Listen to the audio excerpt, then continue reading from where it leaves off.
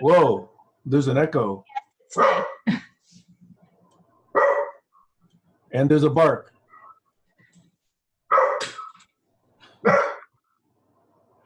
And there's a Heiner. I always say it could be worse. It could be a bite. Yes. It's just an echo. Thanks for joining, Heiner. Well, I try my best.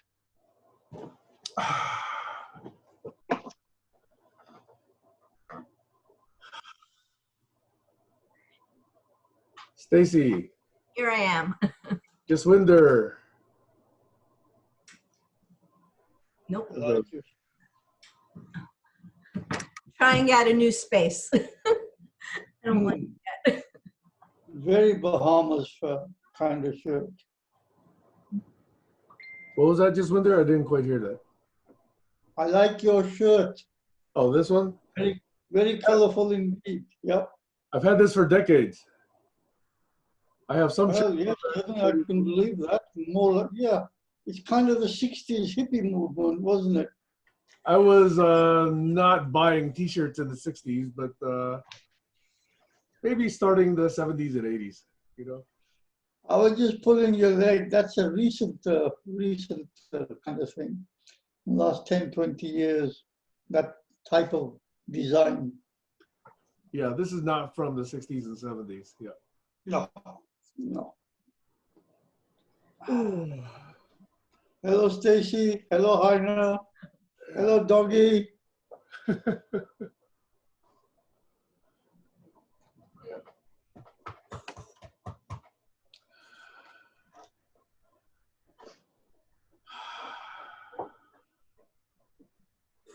Must you do this? I'm Okay. presuming you know why they lick the mouth, or they come close to the mouth. They actually like to know people that way by smell. No, it's a very good reason why all dogs and wolves do that. All canines come to the mouth. What is the reason, Jaswinder? Food. They're asking you for food. Do you have any? Did you bring any food from the hunt? Call them. That's why they're pleased to see you. No, my food delivery mechanism is this, not this. Doesn't matter. They're pre-programmed. Okay. Well, I know is I have to assert my dominance sometimes by biting them in the ear. Usually only once or twice will do it. Really? Yeah. I've never had to bite my dog. I don't know. Well, maybe your dog has never gotten out of control. No, females are much gentler than us males, and the dogs know this, and dogs do persist as well. Keep licking. I want some. Whatever you got in your mouth, give me some.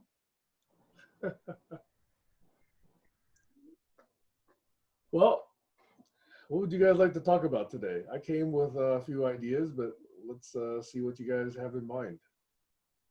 Well, I read nearly half the list you put up on the GCC face or GCC page. We've covered most of that before. Which list are you talking about? The one that appeared yesterday or today. You mean on the thread? Let's see if I can pull it up again. It was a Google Drive document. I don't think it's Google Drive. Might be.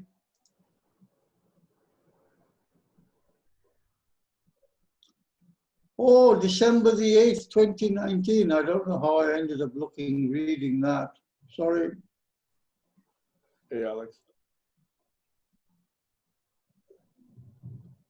So, hello, everybody.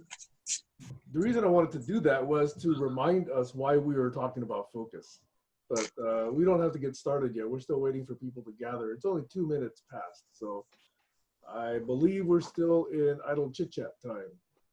Unless we all agree to go someplace else. Hello, Kayla. Hello, Kayla. Sam, since we're in idle chit chat, can you put, oh God, this is not There's a good. big echo somewhere. Yeah, I don't know why. Let me turn off my mic and see if it's me. Testing. Yep. Can you put what you put in the thread on the screen share? Like I wasn't able to really read it on my phone that well. Okay, I can put it up. Are you on a laptop right now? No, You're still on your phone? It's still No. not gonna. I'm on a PC. Oh, okay, right. Okay, fine. Yes, then at the appropriate time, let me bring it up. Okay.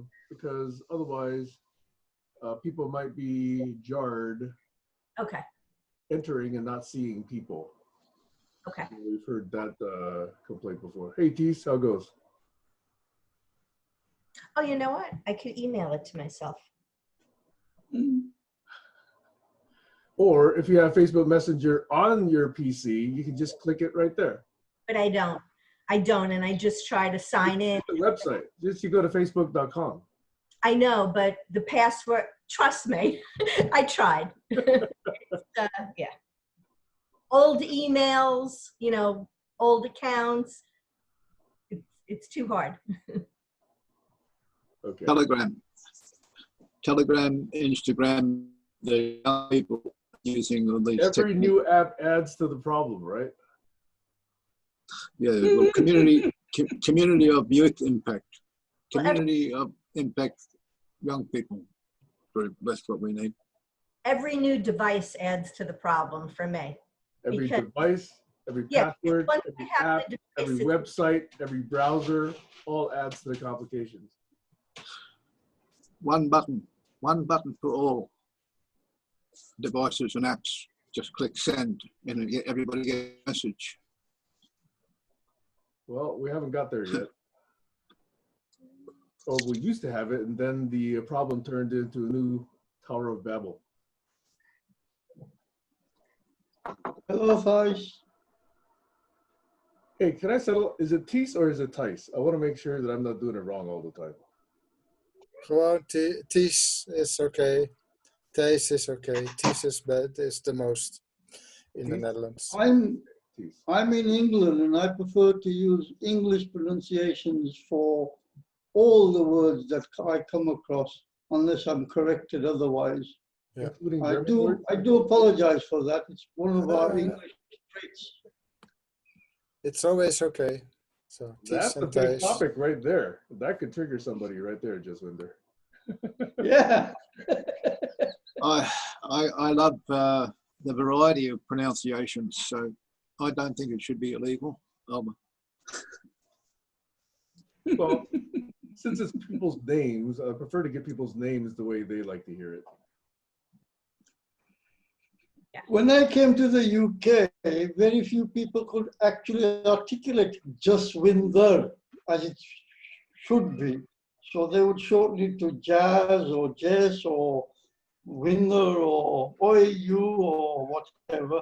And I didn't quibble about it because I could see they were having difficulty getting the tongue around the vowels and the consonants in a slightly different order. I came across a difficult name myself at the time, which was difficult for me, obviously. Vanessa. The V is sharp, and I was used to saying, instead of V, I would say Vanessa. And people would bring me up on things like that. There had to be a COVID's an easy word to pronounce. give and take on that, and it's continued. And later on, I sort of took a pseudonym when people said, well, what do you want us to call you? I said, well, call me what my mom used to call me, handsome. And yes, it produced a giggle, and they remembered, and I was happy, and they were happy, and we got on with things instead of wasting time on pronunciations. So I still do that, amongst other things. And I do prefer the English pronunciation. After all, it is, the language did originate or come together in England. I'm not laying claim to it, but we were the first ones, although I'm slightly different in the color, but I am English now. I'm complete. Do we want to go I've there, been- guys? I've been called an ugly retard in the past. That's a nice compliment. I've had much better than those. But the word COVID is easy to pronounce. I don't hear anybody mispronounce COVID. And in California, they're having a real issue the last few days. So I hope Joshua comes on. He can update us.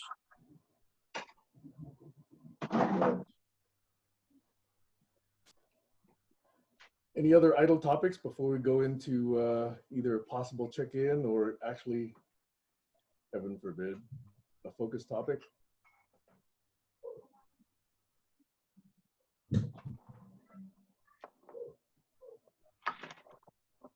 I'm interested in looking at the memes that you posted that were supposed to be reflective of the GCC. Did you recall or did you attend the November session where that was done? Probably not, because it didn't look familiar to me. You know, I only saw the first slide. I couldn't see the rest. Yeah, there's actually a video that accompanies it. And so that was the videos that sort of launched this particular session. So I think we've been going on for about a half a year now. I'm trying to see whether that diagram makes sense. I'm going to be really embarrassed if I was there. Oh, yes, there is a video. You might actually be in the video. Who knows? I get all these several hundred videos all mixed up in my mind. That's What why I have have we- those notes. What have we achieved? Have we resolved to accomplish something? Oh, come on, you would ask that question, Alex? Okay, all right. So let's move into optional check-ins, not checkouts, but check-ins. And then people can introduce topics or I could introduce mine. Multiple choice. It's cloudy today. It feels like we're in heaven again because we're sitting in the clouds. The last few days, it's been quite nice, low 60s Fahrenheit. So it doesn't feel like summer at all. But it does feel, unfortunately, that the days are getting shorter. My daughter is actually now into her JavaScript class. You know, she finished the HTML, she finished the CSS, now she's in JavaScript. So I feel pretty good about that. She's actually getting one-on-one tutoring on Saturdays. So right after this session, I'm taking her to her JavaScript tutor this afternoon. Other than that, I'm always late on deliverables at work. That keeps me up always at night. So I get about 2 or 3 hours of sleep. Last night I got about 2.5, maybe 3 hours. So this is my standard lack of sleep resting RBF. That's it for me. Talking about the weather, I'm going to assume that all of us, or most of us, are aware that the weather is being geoengineered these days and has been for a number of years.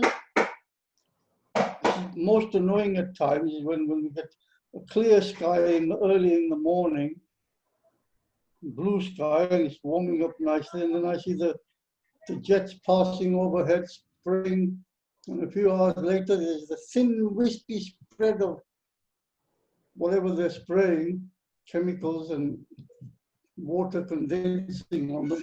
And 4 hours later, the sunshine's gone. That's really annoying. But having said that, we've had natural clouds today, and we've had a heavy downpour. It looks like there might be another one. Otherwise, it's nice and warm, still quite summery, wet summery. I'm complete.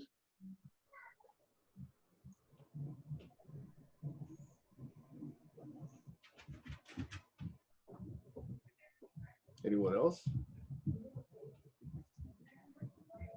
We've got weather in Australia, and it's getting warmer as years go by. There's a change in the seasonal rainy season here. It used to be quite severe, and now it's very mild. So the place is drying up. The weather's changing, and global climate change is upon us. That's what my check-in's about. The people are getting upset, and the time for a unified effort to change the system is upon us. It's dawned. Over. Greetings from Berlin. Heiner speaking. Again from my kitchen, because I really changed my habits according to GCC. So I have my mealtime always now 17 hours. So I'm with you, and in the end, I'll be having a beer, as I'm German. No, I'm really disturbed. I looked last night very late, a documentary on Allende. And whatever happened in Chile, it was September 11. And that was striking me. You can say, well, that is a very strange thing happening. But September 11 is a date marked in my brain. And having the whole thing happening exactly that September 11, I was then in the early 90s in Chile.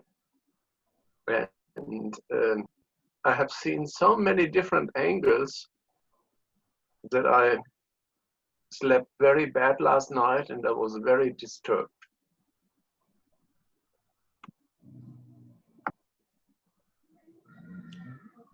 Okay, I'll ask more later. Anyone else? Yeah, I've been, I was looking for the videos that I was watching and I can't find them, but I think it was Rebel Wisdom, and it was and particularly about how, you know, we have all these different mimetic tribes and how we each have a piece of that puzzle. And that really tapped into what I'm in, you know, to my main focus all the time, and what I try to do in bridging, you know, those different groups. And so that's what's on my mind now. I got to go back and look for the podcast because I did want to share parts of it.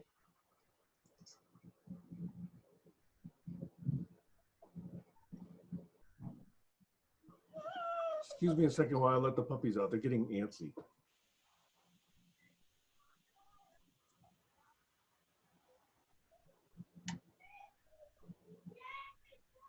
Colin, you want to check in?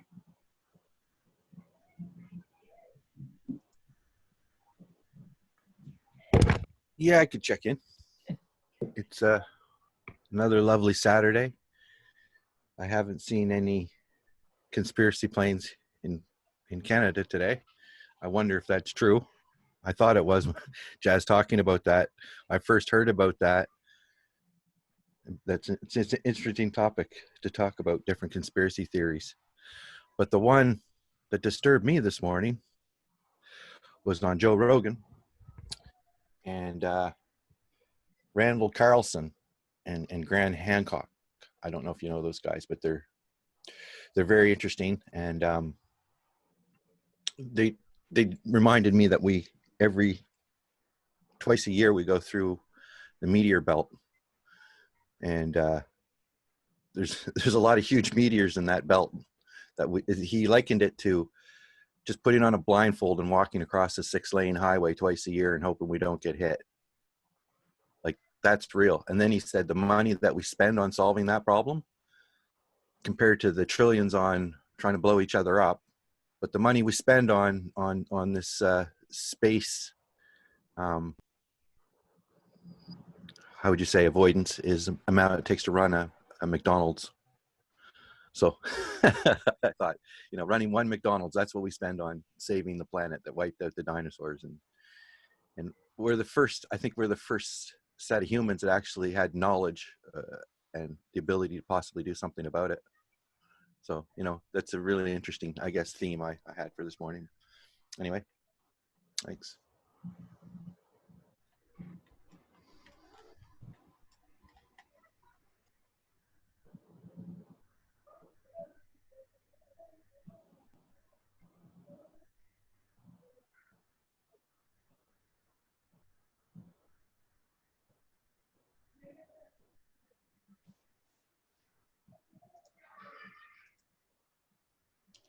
It's interesting that 2 or 3 people have brought up conspiracy theories. I'll throw in another one. There's a recent article on a fellow named Bob Lazar, Lazar. I believe he was the first one to identify Area 51 as an area of alien research. And now more and more is coming to light. The government is actually releasing videos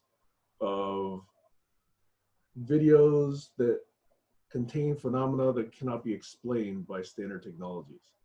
You know, like from spacecraft and watching lights and presumably spacecraft operate in ways that natural phenomena do not operate. So some of that is coming to light. And so Bob Lazar for decades has been claiming all of this, particularly this thing called element 115, that is a possible technology or element towards a propulsion device. So anyway, that was kind of interesting. I don't actually do a lot of research into very many conspiracy theories. The only one I really researched a lot was the Twin Towers fall, 9/11, 2001, where evidently there's a huge US government cover-up that still has yet to reach the light of day. But that's an interesting thing that 3 of us have brought up, 3 or more have brought up conspiracy theories today. Well, my main concern with the conspiracy theory is that within all of them, there are bits of truth. And because we're shutting out the whole story based on who's bringing it to us, we're not saving that grain and adding it to the rest. Yeah. Why are you laughing, Jasminder? I was just agreeing with you, that's all, Stacy. Sorry, I butted in. That's okay. No. I just wanted to read the sign right. No, I agree too. And the reason why is I didn't actually bring a conspiracy theory, but the fact that they're very interesting, I did bring. And having, I guess I did say I believed in chemtrails. They had the pilot who said she was actually on the plane, and here's the pictures, and she went around the world. I can't remember her name, but she was as sincere. And if you know, it's almost like she's telling the truth, or she's completely, you know, without mental capacities. So, you know, it's like that one, you know, can somebody, you know, I guess the world's a big place, and it's if you're a little bit gullible and you think people don't necessarily sit there and another funny one is you get those promoters that'll go around and they catch them every once in a while, and you'll see them on 4 or 5 different ads. This one they're a doctor, and on this one they're a specialist or whatever, and then they corner them, or the psychic, when they corner the psychics. That's always funny too. But yeah, people just have a tendency to really, you know, and Joe Rogan, he went around and spent a year going after these conspiracy theories, and he put all of his resources into, well, not all of them, but you know, a lot, you know, that was his thing as a kid. He was into it. He wanted to know. This wasn't just an assignment for him, you know. And anyway, it's quite when you get to the actual sources, the drama kind of falls out of it. But yeah, the drama that people can bring to things, and the fake news, and now with the deep faking, you know, everything is going to have to be verified and time stamped, and or cryptography, you know, to make sure that what you're seeing is actually what was transmitted. It's going to be quite a world. Well, I think the other problem that we have is most people really can't, it doesn't seem that most people can tell the difference between correlation and causation. And I think that's a huge problem. Critical analysis involves checking with the debunking sites, fact checking, and the skeptical scientist sites. They've debunked quite a few of those conspiracy theories. And how do we remember they've been debunked and they don't keep coming back?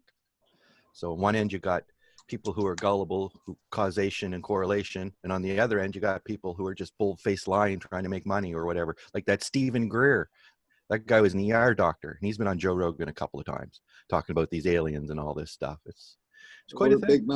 Big money in aliens and UFOs. Yeah, I guess the lesson is if you tell yourself the lie enough times, you'll start believing it. Maybe, I don't know. Very interesting psychology. So yeah, I think there's a theme here, which has to do with truth and how truth and the respect for truth by regular people has significantly eroded in the last few decades, particularly the last 4 years. You know, we used to think truth was important, and on a number of fronts, you know, from the loudmouth front where people just say what they want, to advertising, which is going to tell you whatever it is that will get you to spend money on product, to the, how shall I say it, a lot of, I would actually say, new world, new spiritualism, you know, that say, oh, this is true, I feel the truth, I see the truth, I know the truth, it comes to me, I'm downloading the truth. I don't really know what to make of that, because that also puts doubt into what truth really means. So on a number of fronts, it seems like respect for have to truth is read the under words very carefully, and when adjectives like may, could be, and in the future, and it's science is saying such and such a thing, or this is a verified thing, or this is a very old Ayurvedic medicine and it works, and you can rest assured, claims for cancer curing from people who are no better than just plant pickers really, and making paste and peddling pills that have no effect. In fact, some of them make the situation worse. I'll give you an example.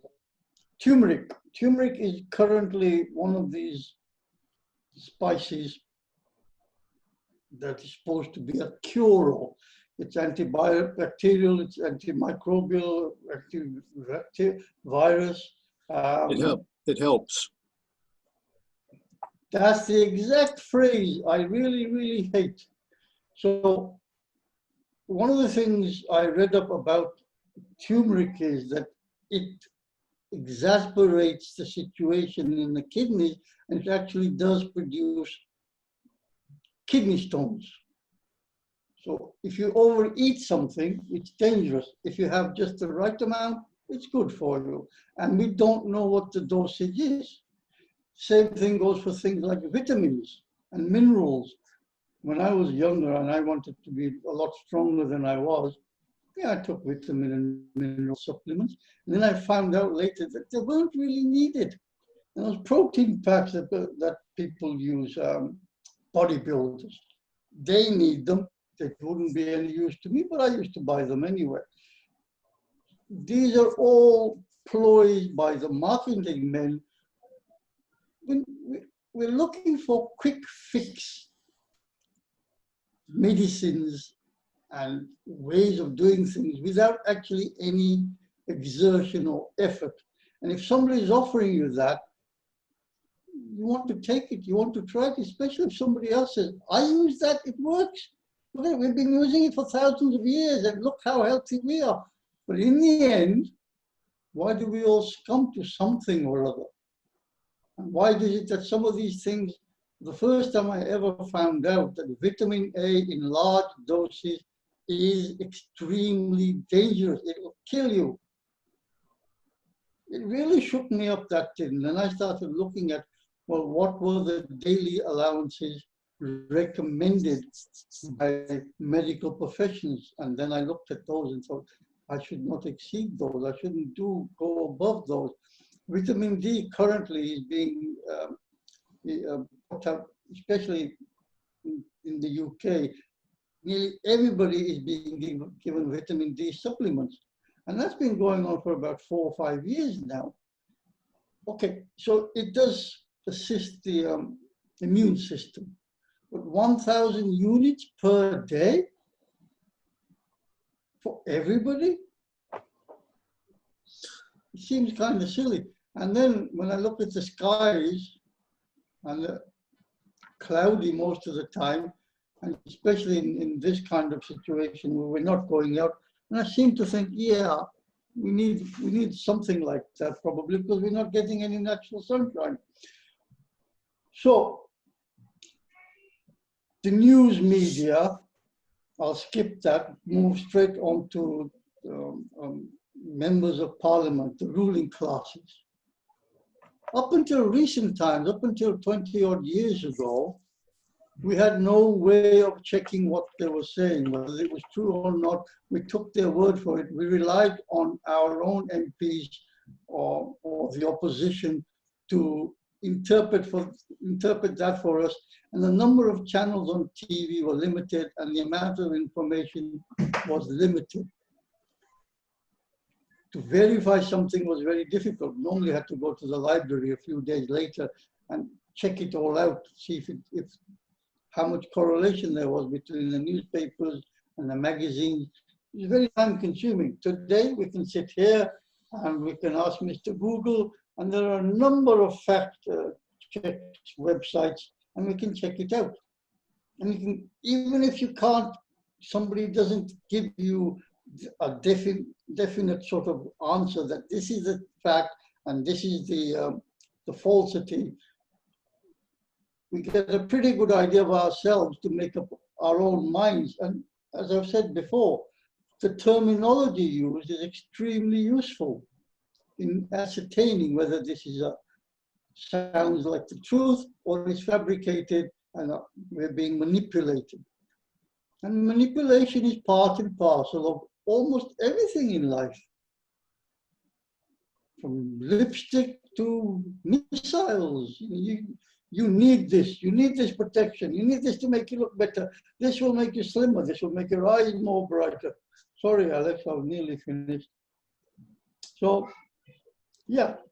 And the other thing that really obviously is coming into the equation is that we have much more education than we've ever had before.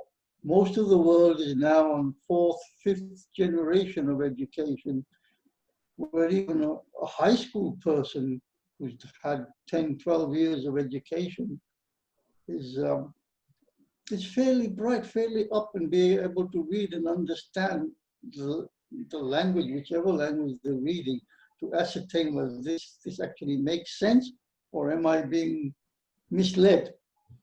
Misleading is the way of selling almost anything, making more money for whoever wants the money, including governments who don't want to give us any money, but they want more money. I'm complete.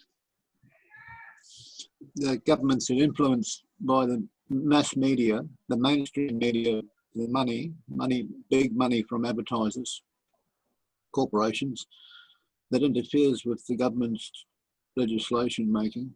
But young people value truth and journalism. Young people value good, independent journalism as much as they value their own fact-checking, I believe.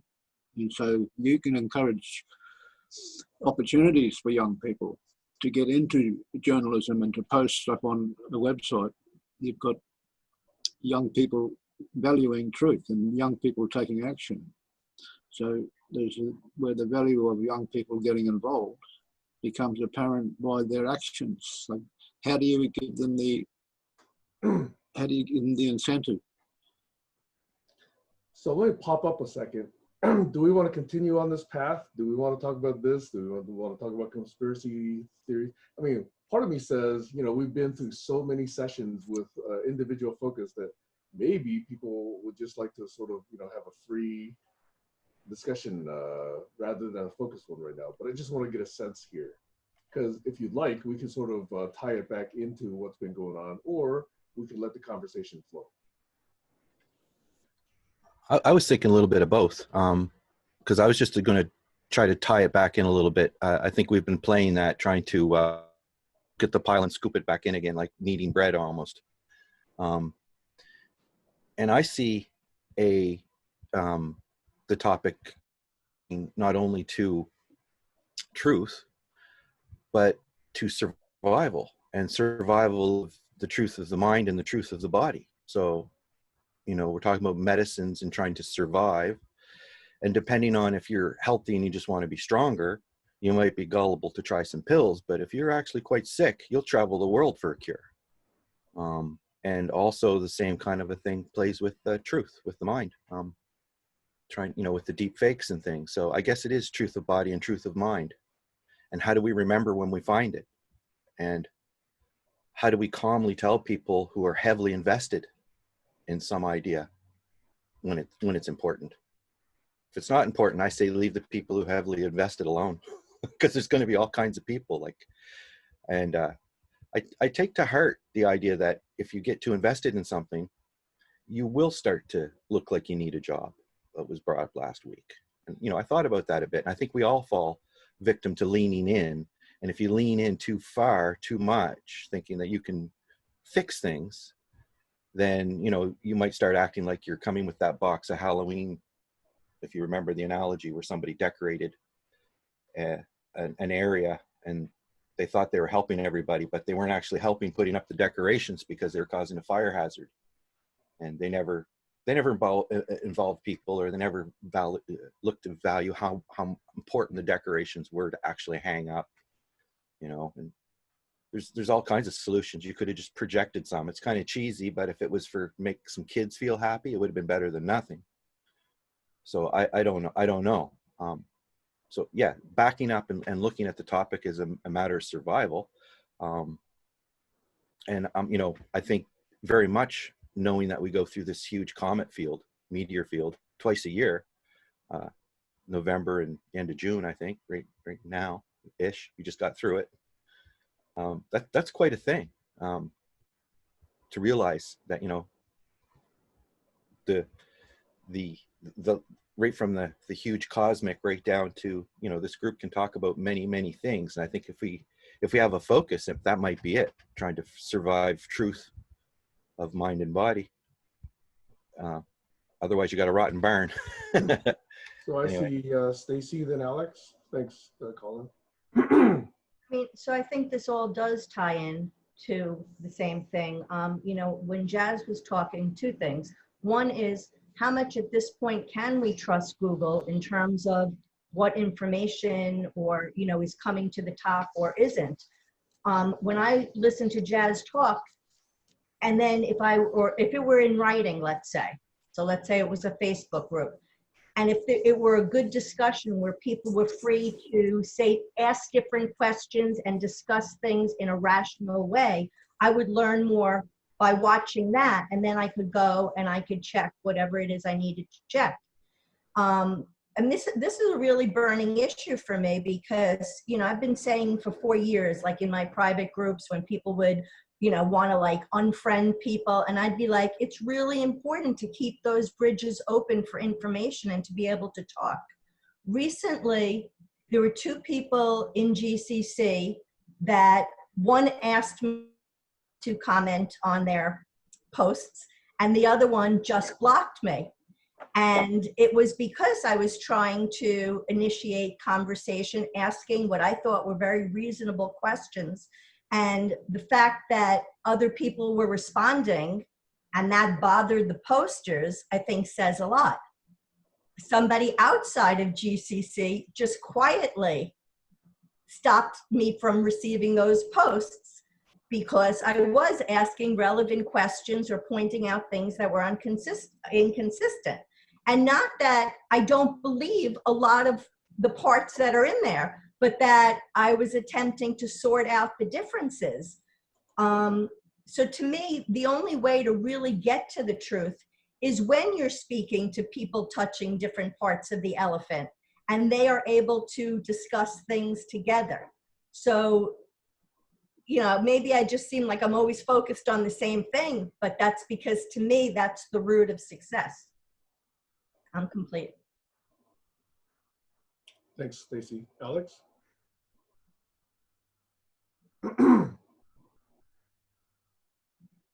I've forgotten what I was going to mention. But the linking's important. You've got young people focused on an objective. If the objections that are coming from bullshit websites and advertisers and conspiracy theorists and all that crap haven't done their own fact checking first, you can, you know, sort of like dismiss it. Why don't we have a repository that can immediately alert us. It's like having a spam cop. And those apps are available to weed out the bullshit on the web. There's lots of them, I think. So that's just part of the emphasis is on linking with a web circle, like a web ring, and having the context. So you know that if a spammer or a troller comes along in the future, they're not part of that ring or web circle. So they need to be treated with caution. So,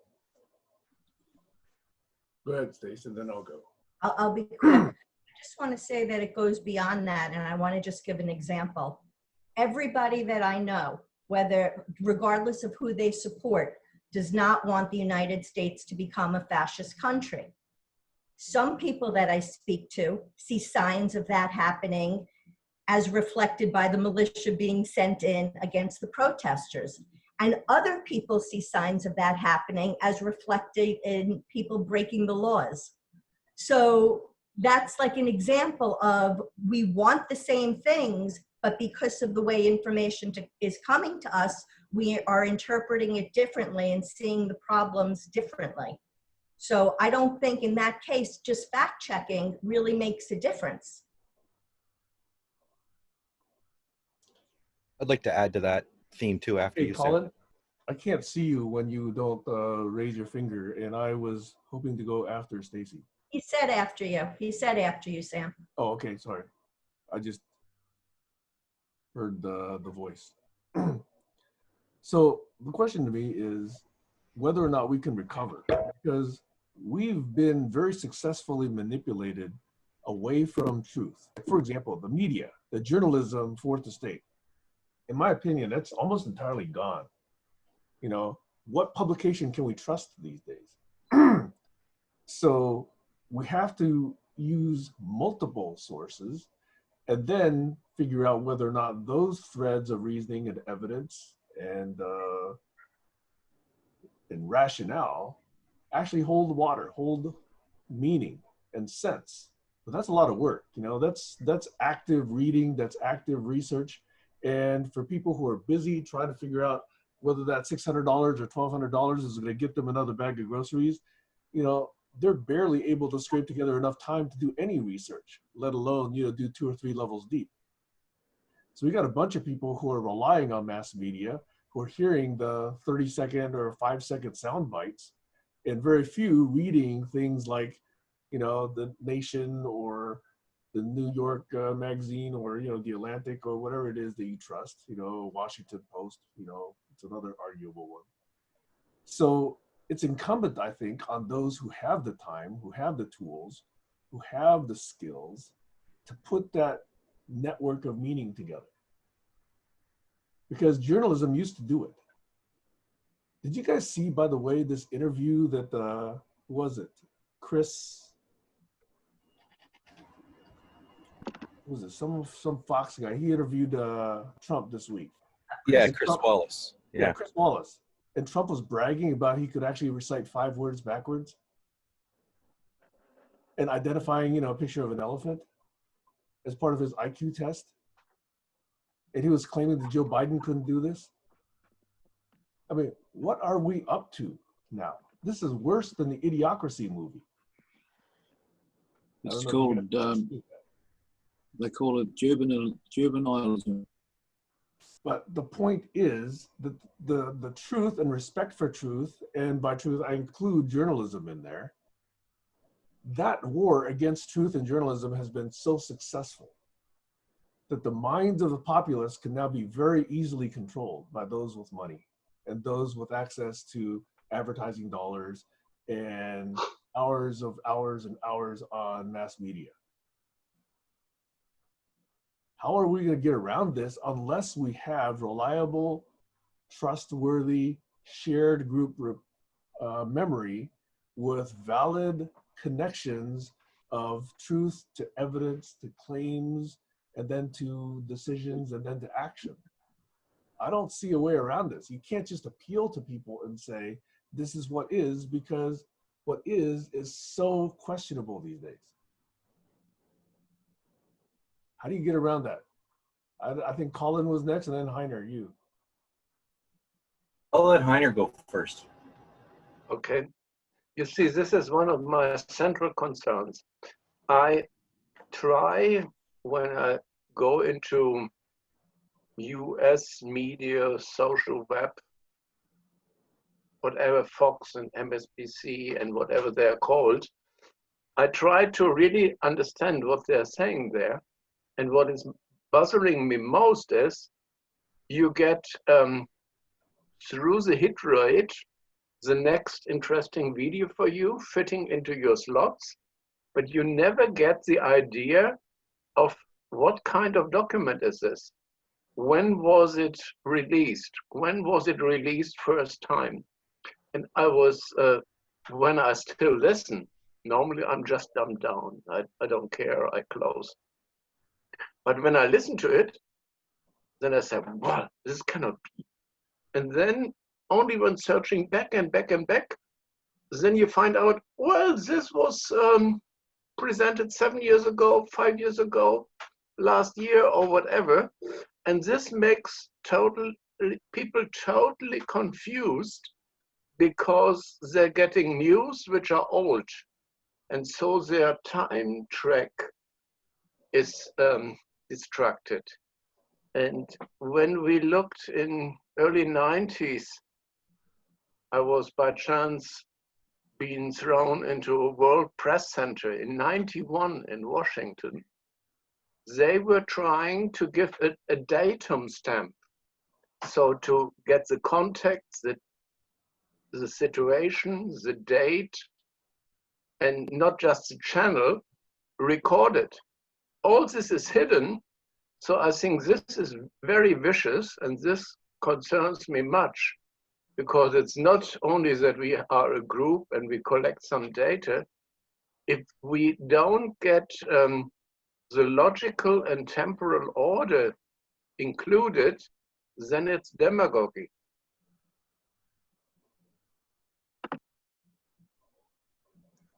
Thanks, Heiner. Colin? Yeah.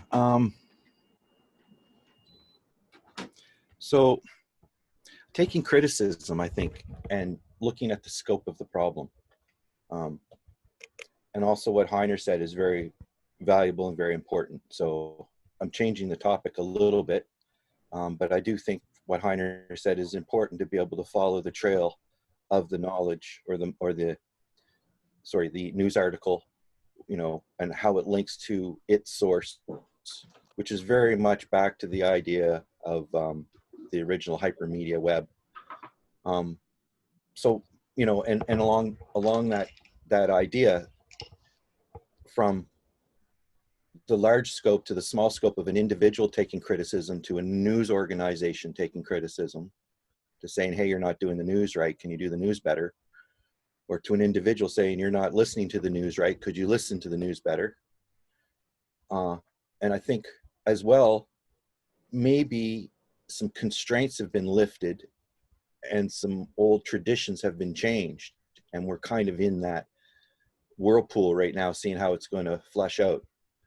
And the idea is that now we can all not only read books because they made the printing press, but now we can all make books because of the internet. And the old stories, if you look at Noam Chomsky and his, I think, valuable work on, what was that called? Manufacturing consent, something like that. It's about the media. And if nobody's saw that his movie on manufacturing consent, you know, if I want to promote myself, I'll seem very selfish to promote myself, but I could pay Alex to put on a nice, you know, Australian accent and say, this is the best guy, you got to get his stuff, you know, 2 for $5. Then, you know, that's the way people sell stuff. They get Alex to say that I'm a good guy. And so, in the past, that's been controlled, who's saying who's the good guy. Now we can say who's the good guy. Now everybody's the good bad guy. So back to my earlier statement, I think the way through that is not a human solution. I don't think we can tidy that up here, sweep some under the rug and some out in the open. But what we can do is find a way to make the actual, unfortunately, get more strict, find locks, you know, put locks on your house, locks on your car, because that's the way people are. Well, now we got to put locks on our data so that somebody can't take your data and put somebody else's face on it and some other facts in there and straw man you and say, that's why you should vote for me. You know, and my last comment is on the Sam's thing about the government, or no, the interview with the government, with Trump, the government.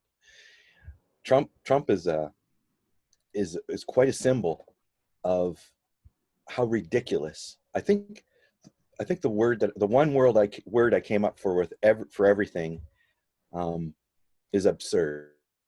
That's the one word that describes everything for me. If I had to pick one word, it would be absurd. And Trump plays the absurd trumpet.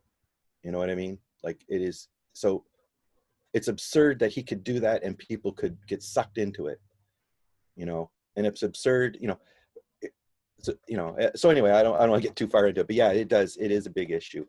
And whether the knowledge and the data is true, whether we're just living in an absurd world and how we can get through it. Jazz has got his hand up, so I'll leave it there.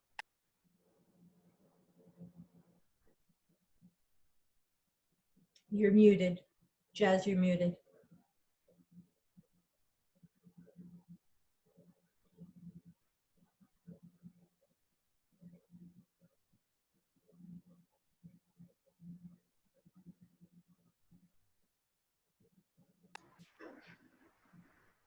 Am I the only one that doesn't hear Jazz? I don't hear him either. Somebody just told me to unmute. Thank you. Murdoch came to this, I'm assuming everybody knows who Murdoch is. Yes? The Murdoch family from Australia? Yes. Right. I didn't know. So this is a generalization. Everything that the Murdoch empire does is for the benefit of the Murdoch empire. Nobody else. He came to the UK in the 60s. He bought one newspaper, which was The Sun. It used to be something else, but he took that over, named it The Sun, and he started printing ostensibly news. Page 3 always had a semi-nude girl on there to sell the papers. Mid-80s to the 90s, he bought 2 more papers. Now, normally in the UK, there is control over such acquisitions. The monopolist control, the monopolist board. He overrode that by giving funds to Maggie Thatcher's election fund. He bought the Times, which was the #1 newspaper for integrity at the time, and he bought the News of the World, which was gutter press really. All the shady stories went in the News of the World, and lots of pictures of women who couldn't dress well. And since then, he's obviously expanded at the same time into other countries, USA, and he's trying to get into Europe. Currently, there is a big conspiracy theory ongoing that the Russians are interfering in elections, UK elections, USA elections. And the thing that's really staring us in the face is the Murdoch press. His influence is global now. Wherever there's English being read, his newspapers are being read. But nobody talks about that white big elephant walking straight past us. We're ignoring that. No, couldn't be really. And that is the crust of the matter, is when we look at these bits of news, so-called news, we're not looking behind it. We're not looking at why or who benefits most from spreading that kind of news. GlaxoSmithKline, all the big pharma, why are they doing what they're doing? Are we even aware, are people aware that these companies are manipulating us. And the biggest manipulators are the ones which are hidden. Banks, the insurance and the assurance,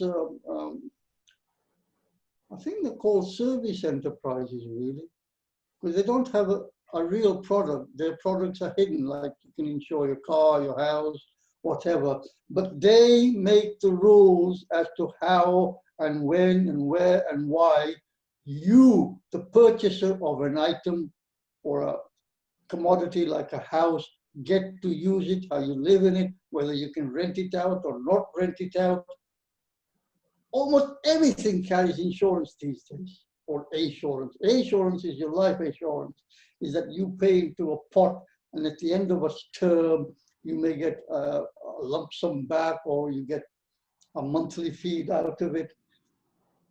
Satellites insured, rockets insured, governments, I don't know if they have, they ought to have public liability. So there isn't a single thing today that is not manipulated and milked. Now, a few weeks back, maybe 3 months back or thereabout, I posted a little interview on the GCC page. And this was a young lady in America who's right-wing, who went out and interviewed people on very simple questions, mainly geographic and other things like about the presidents or which state was where, which country was where. And a lot of people don't know that in the USA. It's not important to them. It's a vast continent to start with. It's got 50 states. And some of them have not heard of England as being part of the United Kingdom. So I did that as kind of a sarcastic remark that people are not aware, and they do not need to make themselves aware. It does not have an impact on their daily lives. Whereas in the UK here, we are much more aware. We're a small, highly knit community. We do talk to each other. We're very sarcastic. If people don't know the simple basic facts or are ignorant in any way, they're soon pulled up by each other. It's very silly, even the oddities of the odd spellings which are coming from Germany or France or wherever, or the Indian words from somewhere else. You're muted again. Me. I didn't touch anything, honest. Thank you, Stacey.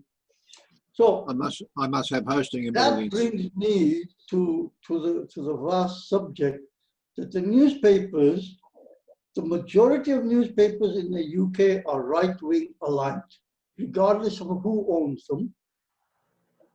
There are only 1 or 2 newspapers which are actually left-wing aligned. That's Labour and obviously Conservative. In the middle, there's very little. There's a lot of confusion there.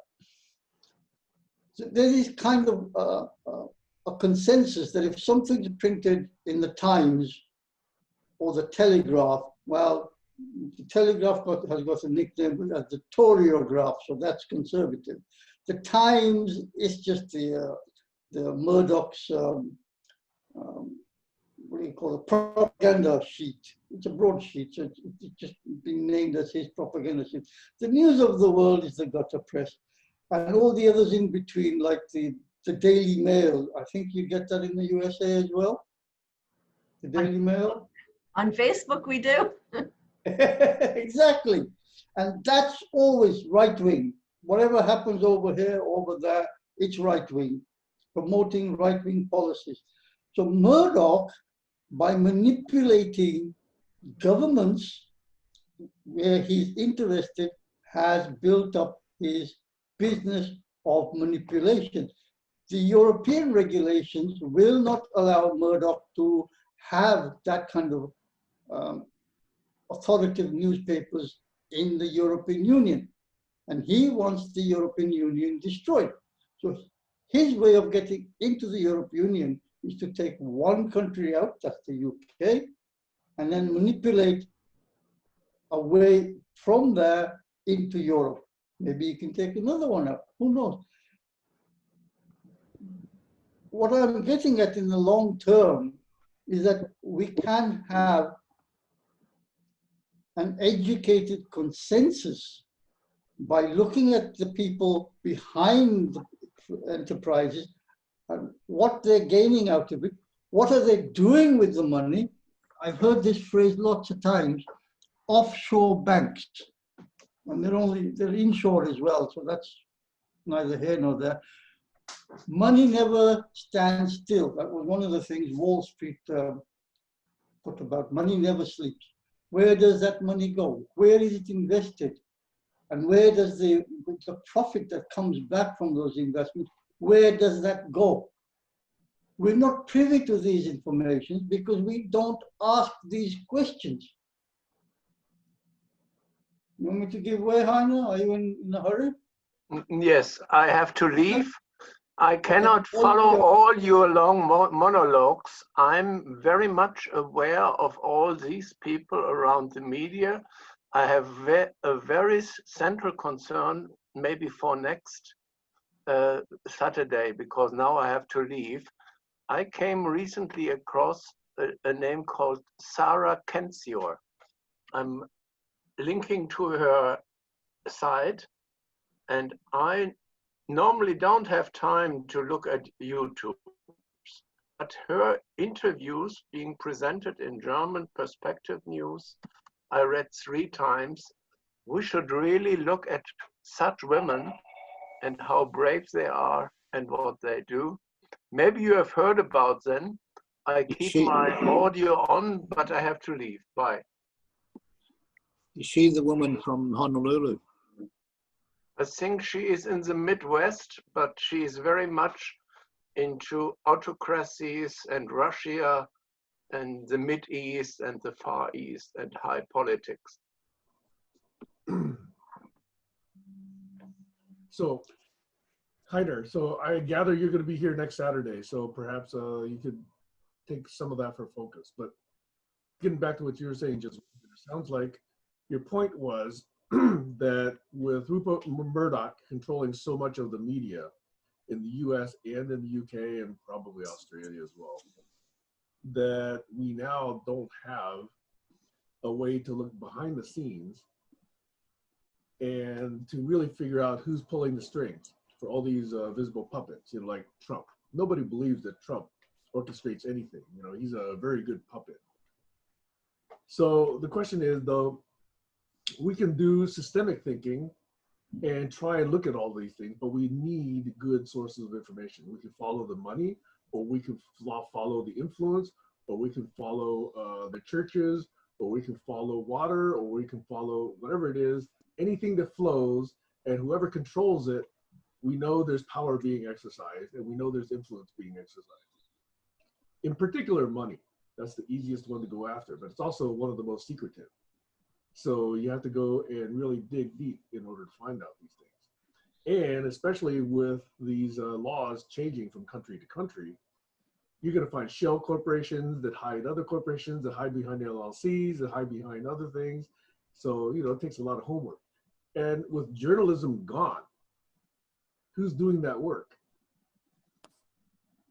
Individuals might, but individuals who publish that sort of thing are immediately labeled as conspiracy theorists and crackpots. So it's easy to discredit them. That's why I don't like to immediately discredit whatever news is coming out. Heck, you know, that's how we now know Area 51 is worth looking into, for one. So how do you get past this mass confusion, this mass disrespect for truth, and this massive cover-up by controlling the media and the mass buying of politicians and just treating them like puppets? No, I won't answer that one. I'll wait till we've had a round and I'll come back if necessary. I think the people's consumption of media is changing. How many of you still buy newspapers when you go down to the gas station? How many do you get a local newspaper or a national newspaper? You used to do it all the time. So, you know, I'd like to see a poll about how many still buy print media because I think most people subscribe online now these days and use the virtual digital media. So if they want local content, what do? They look for local websites. And independent journalists are targeting local people in local groups, I think. The media will get spread thin unless they're popular. And if they're not popular with young people, that means they're not targeting the right group, not focusing correctly. Over. So I would like to respond to that after anybody else has a chance to go. And welcome back, Colin. Welcome back, Joshua. Yeah. Hello, Josh. Nice to see you. Yeah. The answer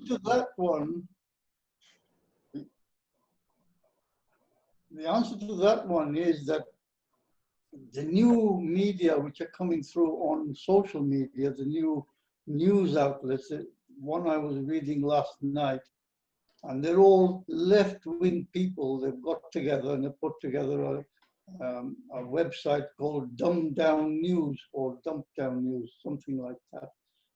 It's quite easy to find. And they have a Patreon page as well. And they're looking for sponsors. And it's entirely independent.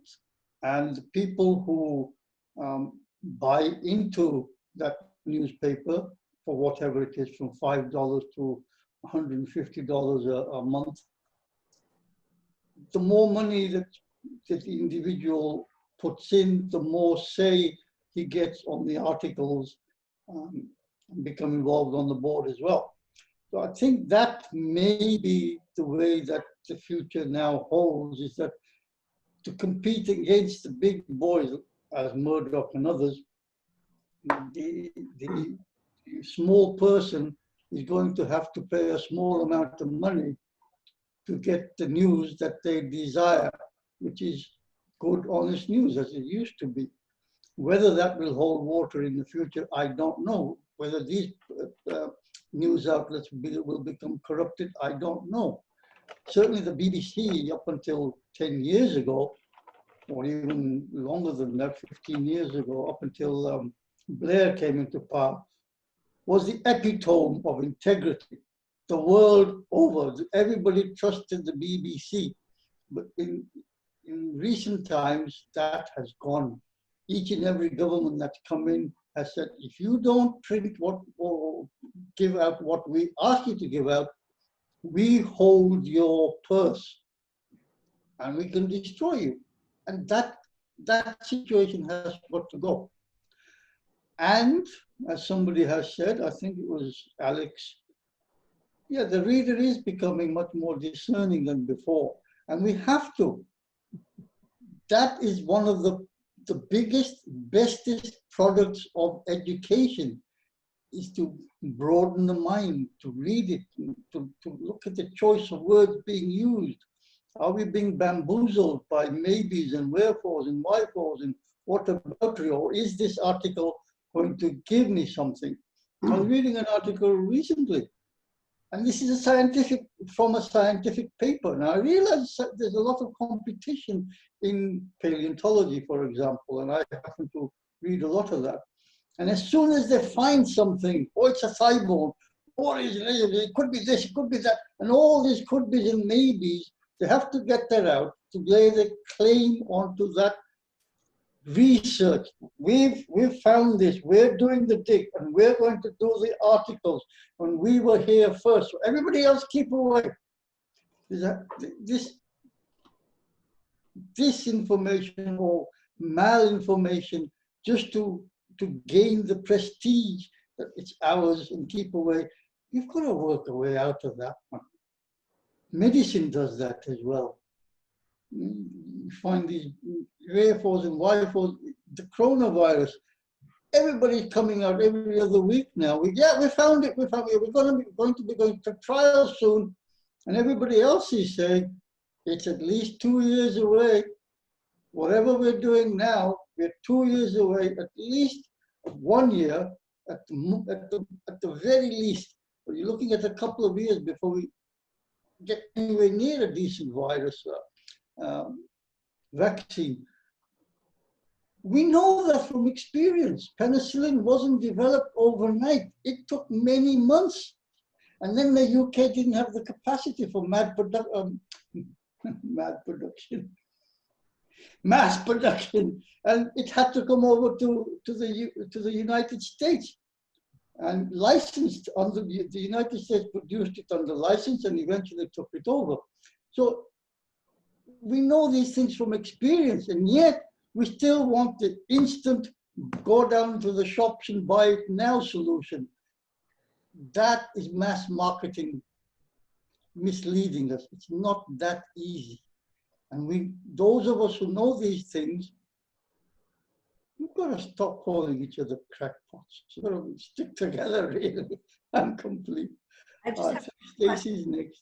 No, I have a question for you, because you mentioned with that online outlet that the more you pay, the more you have a say in what, and so it says that, like, I'm just wondering how you know that that's how they set that up. I read it up to level 5, and it goes up to level 7 and more. And I was thinking the $5 level would probably be okay for me, because I'm also paying into the coffers of the Labour Party in the UK, and I'm paying about the same amount for that. And for that, I get to have some say in the Labour Party. But am I the only one that sees the huge problem in that? I mean, how is that any different than what we have? I think the implication there is that it's capped. If you, It's for capped? example, Wait, what Sam's saying is it capped at a certain level? Because that does make a difference. I think the maximum level is about $250. Okay, that's different. Okay, then I understand better. And then you get to say a lot. You can have articles printed, but there's going to be vetting, and you're allowed to do the vetting as well. So you're part of the big team. Okay, I'm complete. Thank you. Thank you for the question. I just wanted to throw 2 more things on the table. One is, because the truth has been so successfully derided and is so out of favor, even if people do the work to uncover what the latest, reasoning is, or uncover a true conspiracy, or uncover the puppets behind the flow of money, etc., how do we actually get to where people will pay attention to that? That is a big concern to me.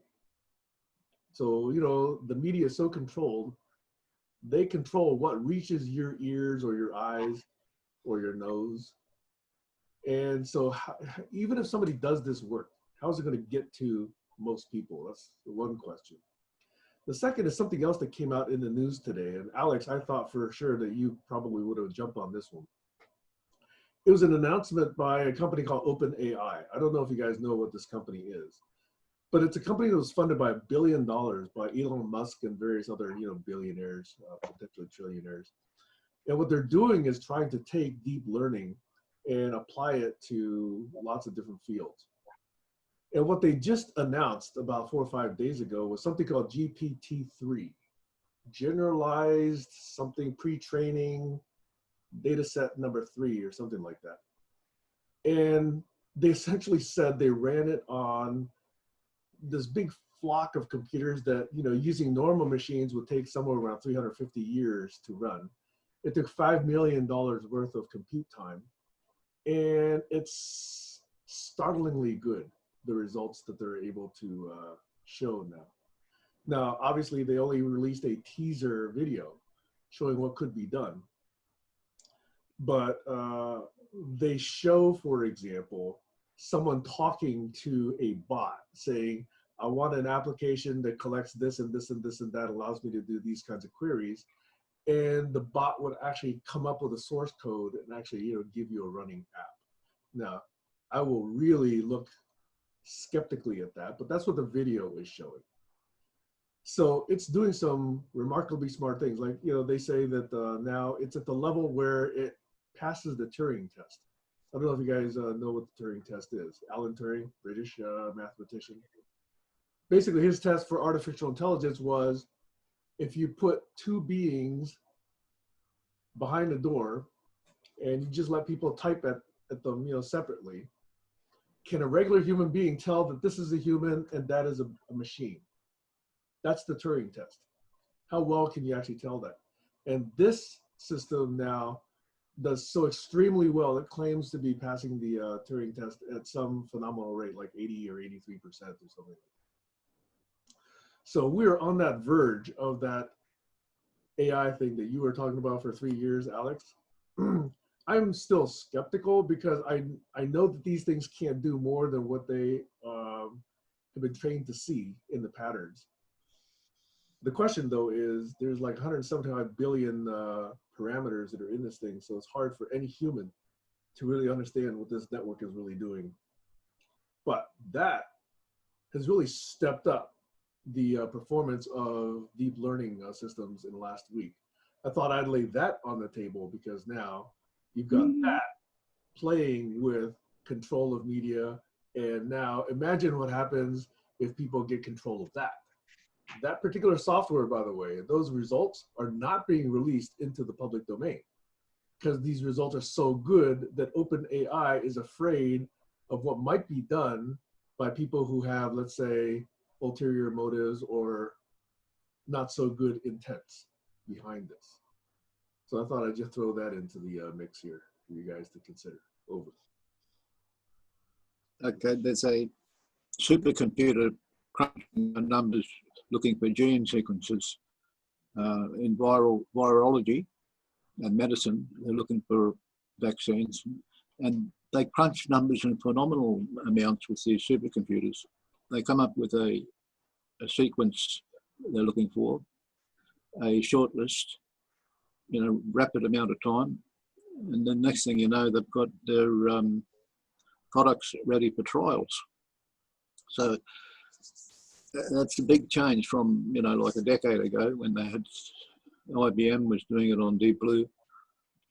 But the thing is, AI technology that allows us to, it starts suggesting who we should be talking with if it's analysing our values and our communications, who we've been talking to and how long we've been spending with those people. That gives it AI information. It gives it data to work with. When that starts suggesting who we should be talking to, it's making our decisions for us. But how accurate are they? Will we accept those decisions, and how accurate will they be? Jaswinder, and then I'll go again. I apologize to Josh, who had his hand up before me. Mine is very quick. It's just to refute entirely what Alex has just said. And the reason behind that is that the coronavirus genome and the bat that actually carries the virus, in particular the bat's genome, has taken several months to actually get the genome. And now they're working on how that genome interacts with the viral genome. So it's not just like that. It's months and months, even with the super fast computers. And the one that Sam is talking about is the DNA-based computer system. And it's being fed with light pulses rather than electrical pulses. And that's at the minimum months away from doing anything. It's just supposition. I read that article. It's very good. And I've been listening to that sort of talk for years now, getting on for decades. How fast can you get your patent on anything before somebody else jumps in? It's got to be there waiting for you, otherwise you'll miss out. So it's greed driving everything, and it's misinformation, but you must have your patent in place. I'm complete. All yours, Josh. Josh? Oh, thank you.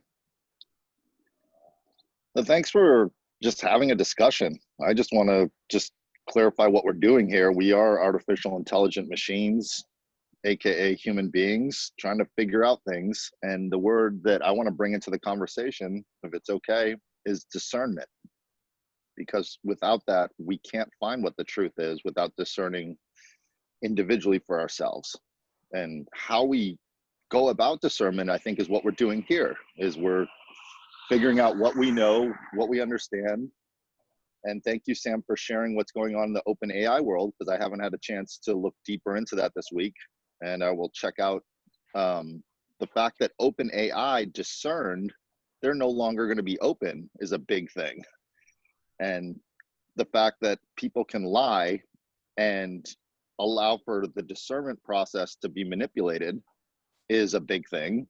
And the fact that reality changes is a big thing. That there's a famous quote that when the legend becomes the fact, you have to print the legend, because the discernment has already been made in the populace mind that that's the truth, even though the people that were there know that it didn't happen.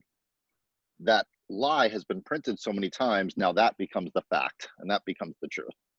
And so as things get manipulated and changed, how do we find discernment is the conversation I'd like to have, is how do we decide what we want to believe and what we want to utilize, and how do we want to, the question I want to know is, how do we learn? How do we decide the learning process and that discernment process? And does it have to be a mass decision that we all decide this is how we learn, or can we all have different learnings, plural?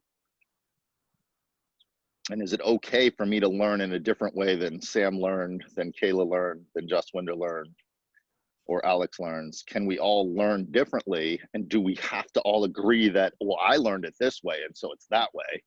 Or, hey, that's how I discerned it, and this is how I perceive it. And that's okay that it's completely different than the way you perceived it. And is it okay to have different discernment, or do we all need the same?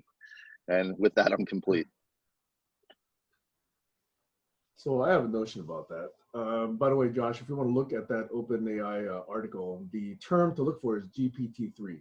Look for GPT-3 and OpenAI, you'll find it.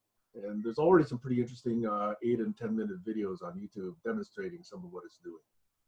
Thank you. Yeah, I saw some of it, but I have not had a chance to click on it because I've been learning and discerning other things. Right. But I will definitely click on it, because it is the thing that I've been waiting for as a web developer. I thought I'd be out of business in 2016 because the computer would just write the code. And I can't believe it's taken until 2021 for the computer to write the code. But still not doing it in any kind of real way, but it's demonstrable, shall we say. But the Well, point I still really got a want to job. I'm just saying I'm happy I still have a job for another few years. That's all. Well, the point that one of these skeptical videos says is the more software writes software, the more software is producing bugs, and you're going to need more software or more humans to try and find those bugs. So software engineering is not going away anytime soon. Okay. So anyway, that's a small aside. The bigger point I think I wanted to make is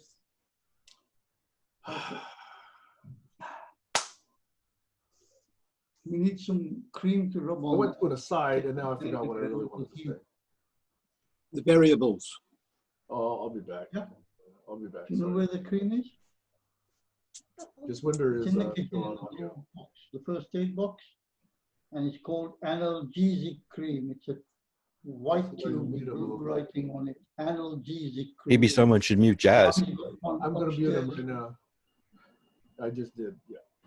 Okay. I'm just sorry about that. I thought I was mute. I'll mute now. Okay. I'd like to come in on that one with discernment, because that's one of the things that I like to do, is to try to find. You remember now, Sam? I remember. Yeah, sorry, but go ahead. Okay. No, go ahead while you're there. Okay, sorry. Thanks. That's the whole point. Is I said at the very beginning of this session that the foundations for truth and what we believe in have been so well attacked that I believe there is a kind of this widespread disrespect for truth. And it shows up in the way people say, well, this is my truth, or I learn it my way, or this and that. I think all of the different paths towards the truth are absolutely fine, so long as there's an identical test at the end of this, okay? And the test is, does it stand up? In other words, goes back to my theme about, do I get disappointed or not? Am I going to be disappointed believing what I believe more often than if I believe what you're telling me to believe? And if what you're telling me to believe leads me to disappointment less, I'm more likely to believe that. And then something else is going to come along, and I'm going to actually have disappointments probably less times with that thing. And that's why I'll shift. That's the way science works, okay? Science never has absolute, confidence in anything, okay? If anybody says that that's what science does, they don't understand science. Science is trying to disprove its own hypotheses. So it's trying to, show all of those disappointing scenarios and push them to the side so that it can really zone in on the rest of it, okay? And if there is a method of learning that does not do that and just says, I believe what I believe, I know it's true, and I don't care what you tell me, that's not learning. I don't consider that learning at all. But so long as learning is done in an open-minded way, so you're looking at new information, you're kind of considering it, you're kind of trying to meld it with what you already know or believe, and then trying to test it in living life using that, then I'm okay with it. I'm absolutely okay with that. Then all paths lead to the truth. But as long as somebody says, no, this book tells me, or this person tells me, or that rock tells me, or that tree tells me, that's when I know that it's not an open mind, and that's not learning. End of story. Over. So anyway, I think Colin was there, and then Josh had his hand up. Yeah, it was about discernment, because I'm trying to come up with some words to try to focus the different idea maps that I think could be helpful. And one of them is the game of discernment, where you try to discern things together. And Josh added an extra element to that I wasn't considering, because I was thinking the game of dictionary, but the discernment, I guess, is the better. I was treating it like a game of dictionary, although I was thinking about, as you do define this, the range of topics off a node, you pick a node and then you discern whether you think that's correct or not, whether you have anything you can add. Do you know any experts? Like Sam just added something to the OpenAI node, right? So now we've discerned a little farther and we can define some more things, but the colors really around what does that mean? Like, how can you, what's the nuances? What does that really mean? And how does that link to the next piece of information? So the game of discernment is just to get the skeleton of those terms so that you can jump off into that conversation without getting conflating terms. So my share this time is about that particular thing. How do you keep within the context and focus so that you can come back to that conversation? And so, when Josh said discernment about whether, OpenAI has discerned that they're not going to share this because it could be dangerous. Like a lab wouldn't share a virus that they're working on. We hope they wouldn't. So actually that discernment sounds more like not engagement, but the ability to express yourself or be involved, interact. So I guess engagement. So there's the discernment, but there's also the discernment that causes a block, or no longer can you engage, or now you can engage. So when you discern, it also has that extra trigger of whether that sends you ahead. Like if that was the missing piece to the puzzle and now you can see the greater picture. When Sam's talking about belief, he is using that the same as the word confidence. So, and that is the word I like to use as well with making a claim. You should attach a little tag to it, and I'm this much confident. And, if somebody's 100% confident, that's pretty much, something you're going to have a hard time changing their mind. Now, when Sam distinguishes between, he says, I think he was talking about rote learning. I'm not particularly sure. I missed it, but he said that wasn't learning to him. And it seems to me that if we played that discernment a little bit further, what he means is that it's not useful learning. So it seems like Sam is looking to believe in things that are useful for him to not being dissatisfied. And they're useful, and he believes them if they cause him to be more satisfied or less disappointed. So it's interesting to know people discern things that way, and it could help in a discussion. I think, but anyway, I'll leave it there. It's just interesting. That's what discernment means to me, and there's the extra trigger of whether that has allowed something to catalyze or not, or So die. Jaswinder has his hand Also up. die. Ideas can die. Let me also add the term sense making in there. So discernment and sense making are very tightly interwoven, I think. And I know that we've used the word sense making before. So let me just toss it in. But Jaswinder has his hand up. Could be Gauze, game of discuss. Jaswinder? No, I was just going to add a little bit there. There's two items there, two differing items. One is that there was an objection to the methodology of learning, and the other one is discerning. It's an ongoing process. What is important today in this highly fluid situation is not going to be important tomorrow. We go from pockets of importance. You get a little kernel, it builds up, and then the rain falls, and then the cloud disperses, and then we'll move on to the next item.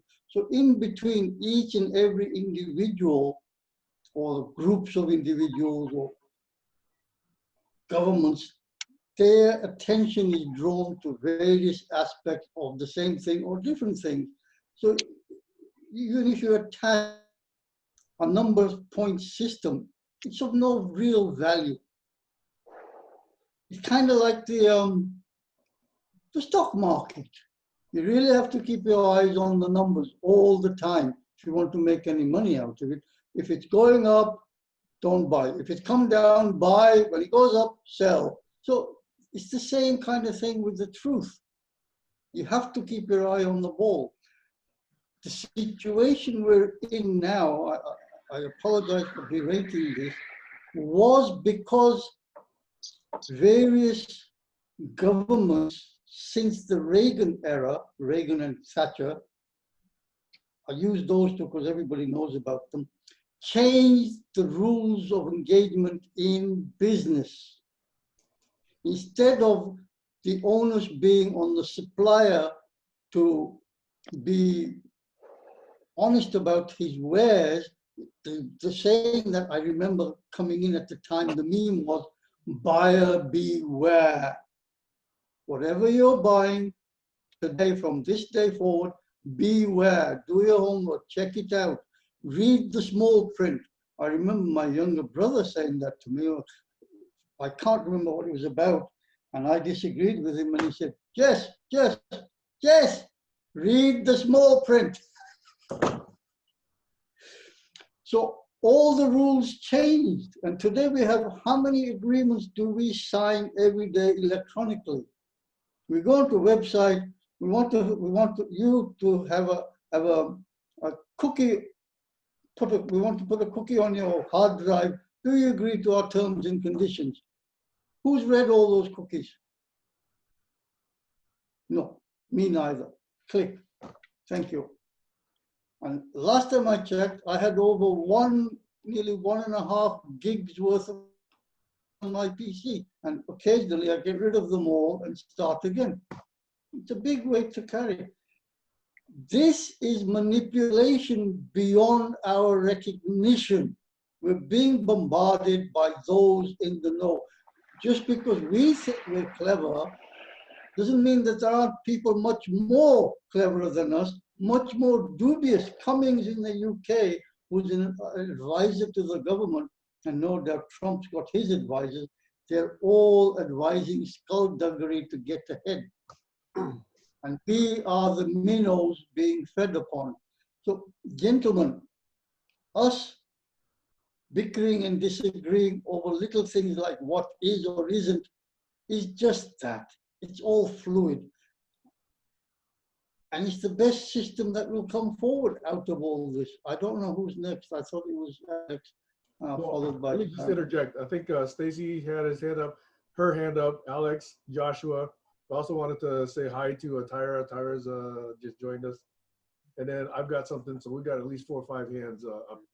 So I'm at Stacy, Alex, Joshua, then me. So I just want to stick with discernment for a minute, because we're all aware of like the many different biases that are out there, and they have all these different names.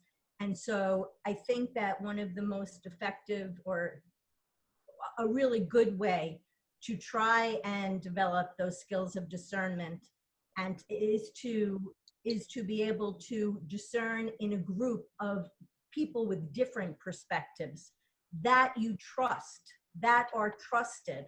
And I think that's that's key. And the reason I keep bringing this up is because that's the one thing that, like, a lot of times I don't feel empowered to tackle some of these really big issues, but this is the one thing we can do on a daily basis, is to keep reaching out and discussing with people that may have different perspectives, but have the one thing hopefully they have in common is this ability to discuss, or to agree disagreeably, and to ask questions and to think. Because, I mean, that's how we learn. You know, we learn when we hear these, we can't be expected to think of everything on our own, but when we hear something that, oh, I never heard it that way before, that's where the growth happens. So I'm complete. Who's next? Okay, privilege on browsers with cookies enabled, and you can select to have them deleted at the end of the browser session, or you can select some websites that you trust to have persistent, that enables you to surf the internet much smoother without having to reconnect every time you lose a cookie with a trusted website. So you can block effectively the browser's got a firewall for cookies, preventing data from being shared with certain organizations in that list. And the value we have with the links we share with other people is what the AI is currently studying. Marketers are studying this. Billion-dollar corporations are studying this AI. Sam knows all about it. And the analytics based on people's movement, people's likes and dislikes, and people's activity. So it's looking at the human behavior. It's analysing all our behaviours. And I hope it's making the right suggestions. Can we tweak it?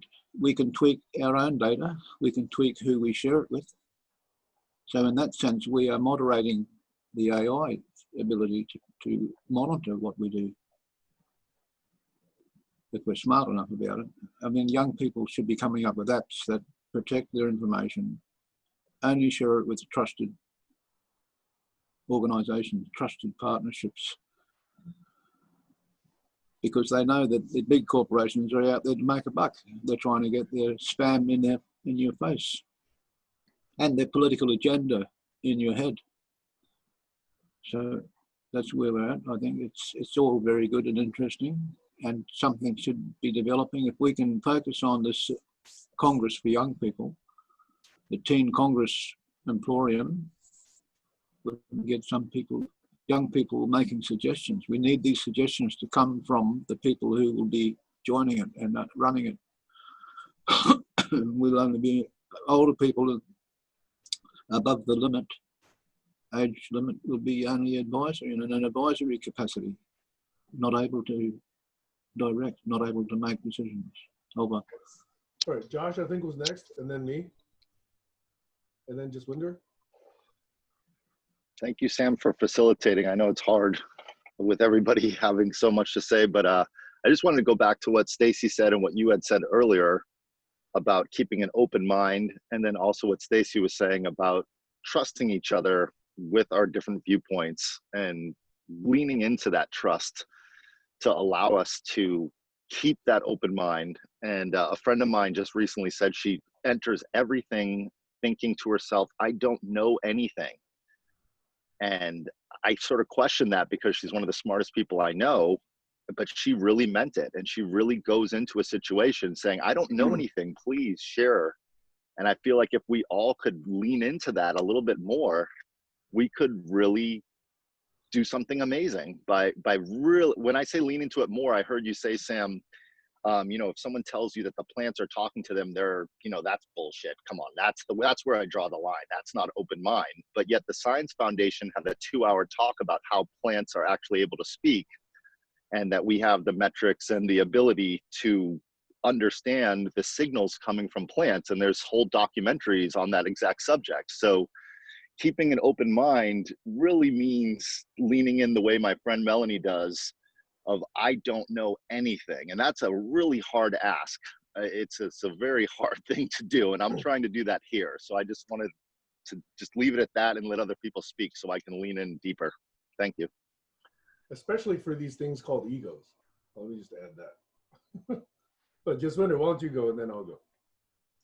Mine is very simple. It's just an adage to what Alex and Joshua have just said. It's the same kind of premise as his lady friend. It's not that I don't know anything. I know some things, and I have a language set, and I have some other skills and some memory of things. Whatever I'm looking at currently, I'm going to make the same assumption, is that I know nothing or very little about this. Will it be proven to me with my current knowledge that whatever they're saying is as they are saying?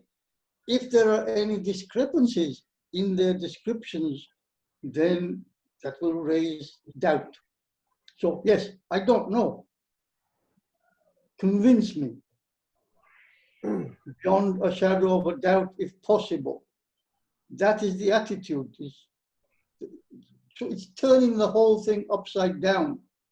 You know, I'll use the analogy going back to medicines and things. All the data that we have currently, I honestly distrust all of it.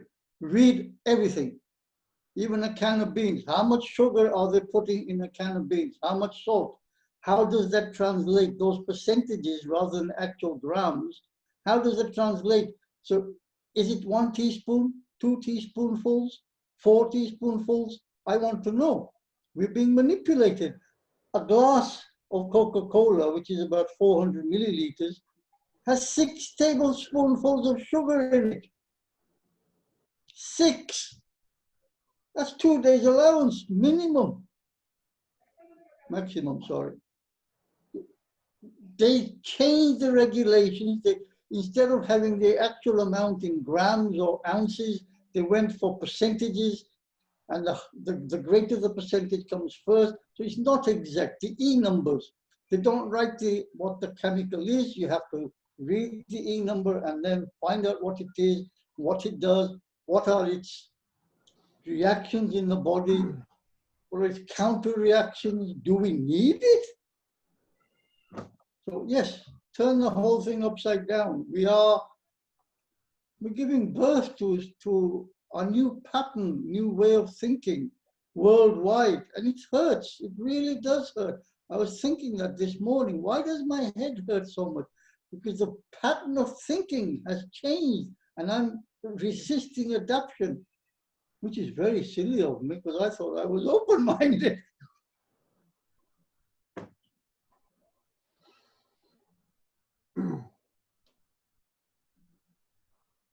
Thanks, Jaswinder.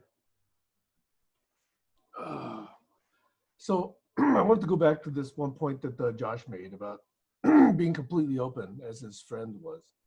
I think I understand the intent. It reminds me of a very old Zen saying, right? Begin with child's mind.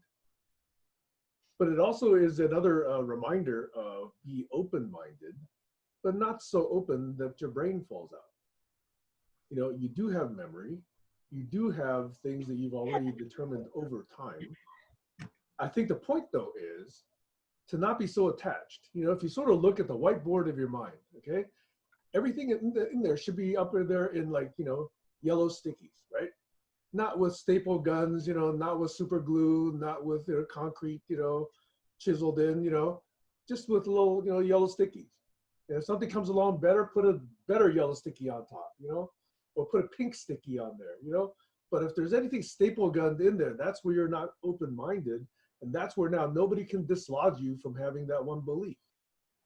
And that's where you say, I know what's right, and you're wrong, and I don't care what you tell me, this is what's right. And that is where learning stops. And that is what I'm really trying to figure out. How do you deal with that when you recognize that in conversation? That's, I think, the key point that I was trying to explore in this disagreeing well notion. When you find that in someone, what is a workable approach? When somebody's got this staple gun into their brain. If I could interject, Sam, that's exactly what we're doing right now. I'm complete. What? Translate for me. I will translate. We, after a number of years, are coming round to this new way of thinking.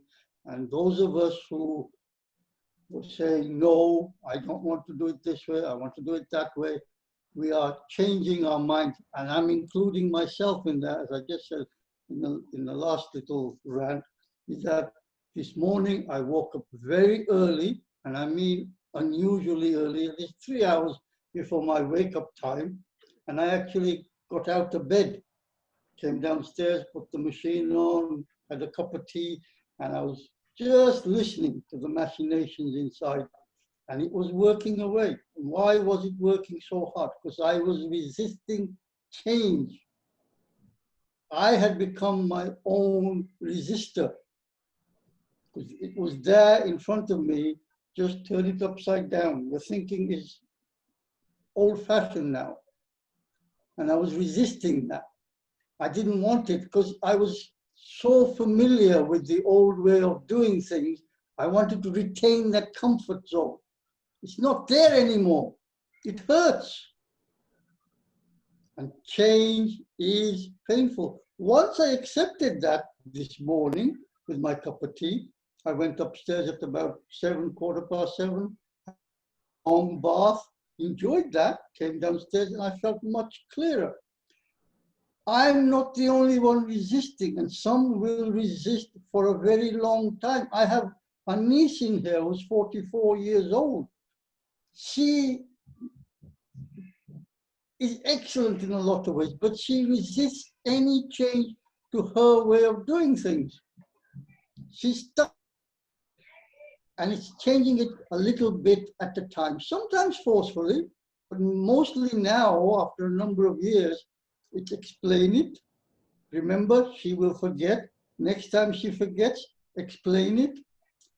And it's that continuing process. And it's starting to stick. And she's starting to use her smartphone. A couple of days ago, she went down the road, not far from here, slick stitch. And she filled the whole form in, application form, all by herself. It's an improvement on the situation a month ago.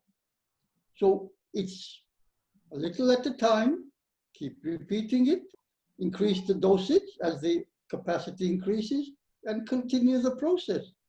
I'm complete. Stacy? To answer your question, and and to add on to what Jaswinder's saying, the easiest thing that I do is to ask a question, a genuine question, whether I'm asking somebody else or asking myself. Asking that question creates that pause to really think, do I have the same answer that I had yesterday?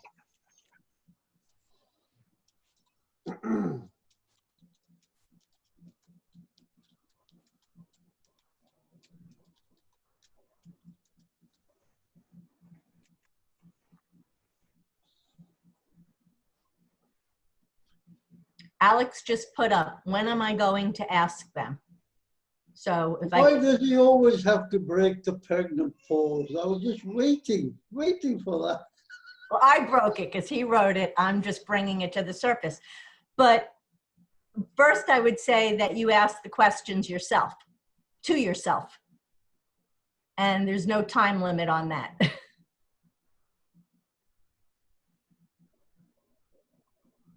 We need a knowledge repository of questions that beg. So I haven't got room for that, Alex. I need a suppository. You know, I can stick it up there and go to bed. Okay, I'll mail you one, okay? Actually, so Stacy, on your point, I think this is something that I was trying to post a couple weeks ago, is that the problem, I believe, with this posture of questioning and always being questioning is that it gives power to the intolerant. It gives power to the closed-mindedness. If we don't do this carefully. Sam, please. Wait, please. It's only been 75 years since we started global education system. We're asking too much. Let me Finish, finish. and then I want to disagree. Let me finish. Let me finish. Let me finish. Let me finish. I really do believe I actually touched on a trigger point here. Because the intolerant will overpower those who are still holding a little bit of doubt. And that doubt is all the opening the intolerant and the closed-minded need in order to just proliferate. And that's what's happened in the US. It may be happening in the UK. It may be happening elsewhere. But that is what's happening. And I don't yet know what the proper posture or response to that is. It is, I apologize, it is incumbent upon the wise to give way and use the method aforementioned, a little at a time, feeding a child, a little at a time, feeding a child. Okay, so if I might interpret, just now I'm interrupting you. Stage, you can topple that empire. Empires come and go. Is that And what the you're meek- saying is And the meek will inherit the situation. So I'm interrupting you. I'm conscious that I'm doing that, okay? Because I'm actually I saying, apologize for interrupting you, so there's no need for you to apologize. in your words, I'm hearing that it's okay for you to take a prescriptive, somewhat forceful mode in order to teach someone who may not want to be taught. Sometimes you'll have to back right back off, no pressure. And I believe you mean that, and I believe I'm interpreting this because I believe I've seen this in several weeks. And this is something I'm still trying to understand, okay? On the one hand, if you let the closed-minded and the intolerant, just have their way, they do win.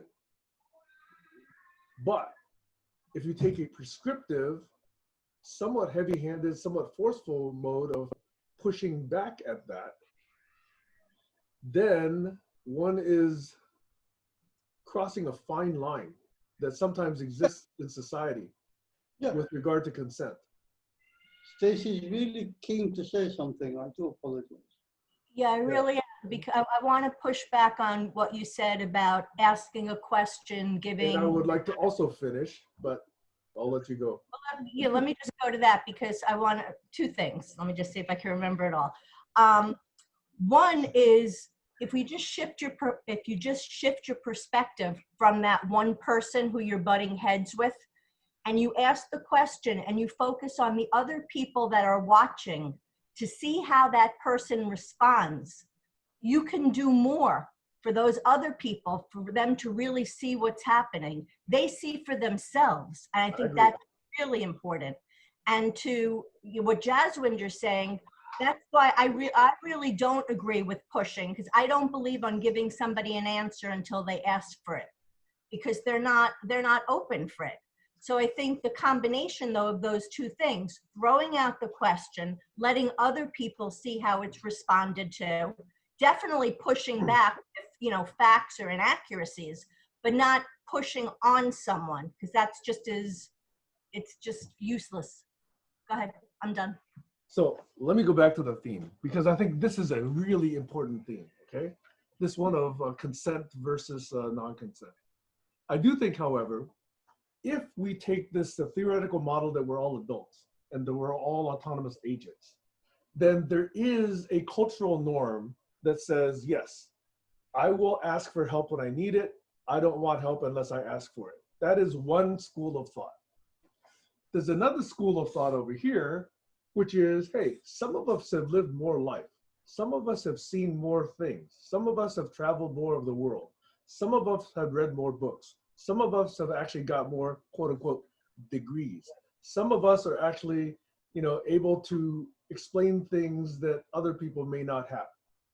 So if you take this more, let's say, call it parental view, and say, as parents, it is our responsibility to help bring up our children so that they are equipped as best as we can prepare them for to live life. Now, that is a very, in some ways, condescending way to view the interaction, but parents do that to their children. So the question is, can older generations, can council elders do that for upcoming young adults and teens? Or if they can or cannot, can, let's say, the Supreme Court, which we've already given such powers, exercise their judgment through their decades of experience, through their multiplicity of cases that they've heard and written judgments on, exercise their influence on, let's say, the younger, the more evolving segments of the population. Those are two different schools of thought. One says we're all equal, we're all adults. The other says, hey, some of us are council elders and some of us are still school children in a broad spectrum of experience. And until we sort of understand that this argument is at play at GCC lots and lots and lots of times through 3 years, and until we lean into this one, we're going to be facing it repeatedly again. So that is how I would crystallize my view of that point, that issue. Over. Josh.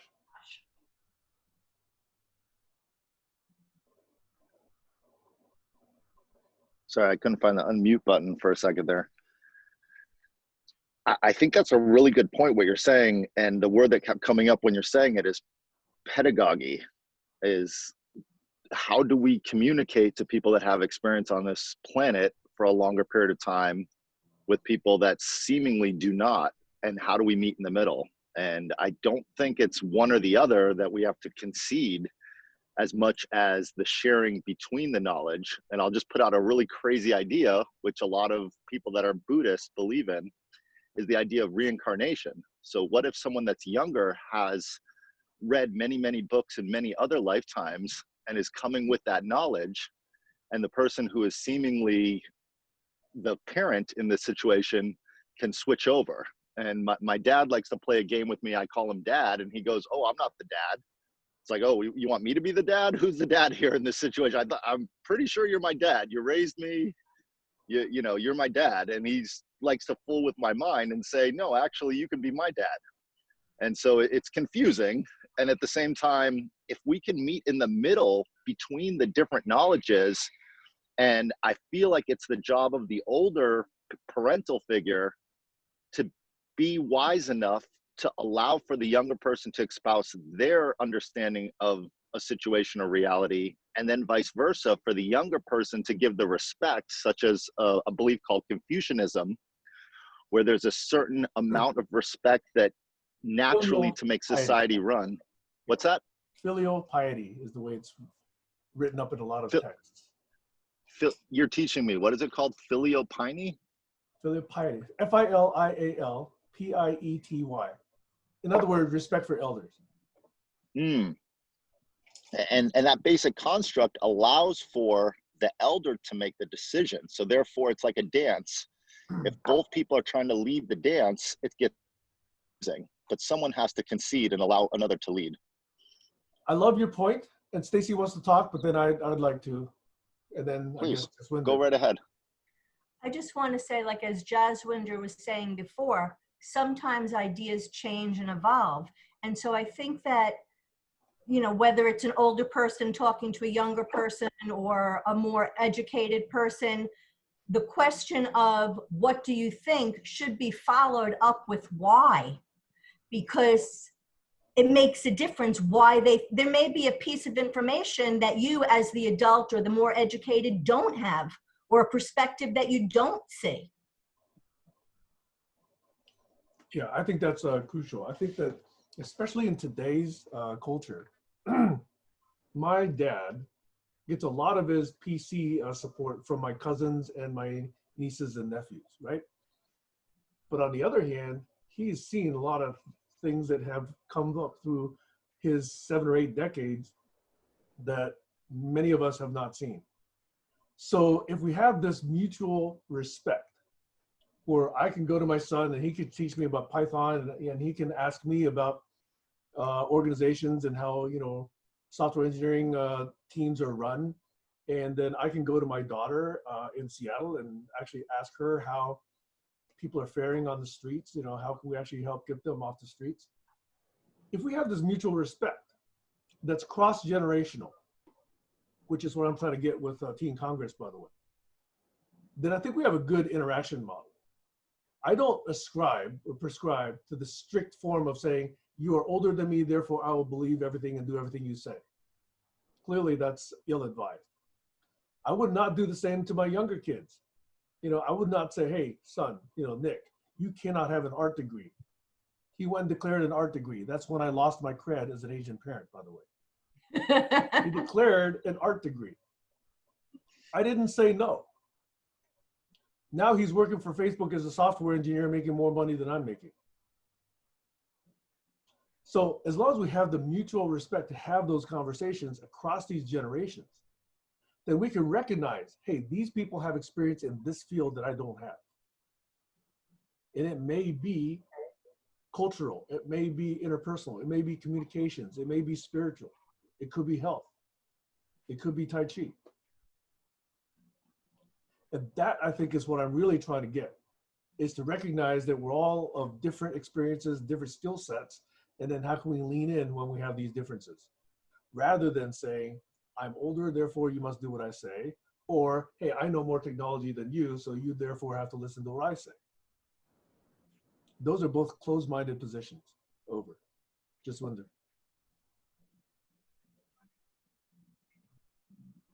With all children, first and foremost, we have to have a very broad-based knowledge base, regardless. It's not just a matter of going to school, coming home, do your homework, that's it. There are other activities, especially in the G7 countries.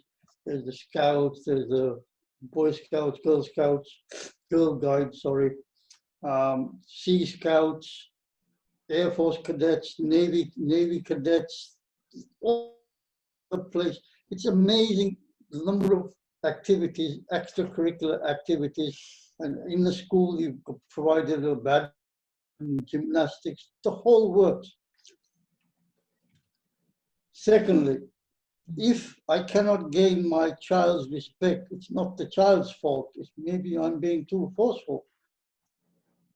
So it's a matter of give and take. Thirdly, if the child is adamant and gets into a situation where he thinks that child thinks that he can or she can do something, be my guest, do it. Guaranteed they won't be able to do it, but they have to have that experience. So you're right there. Now, if we don't build that broad base, we don't build the capacity for the conversations that Joshua wants to have, they will not happen. Society as a whole is totally contaminated.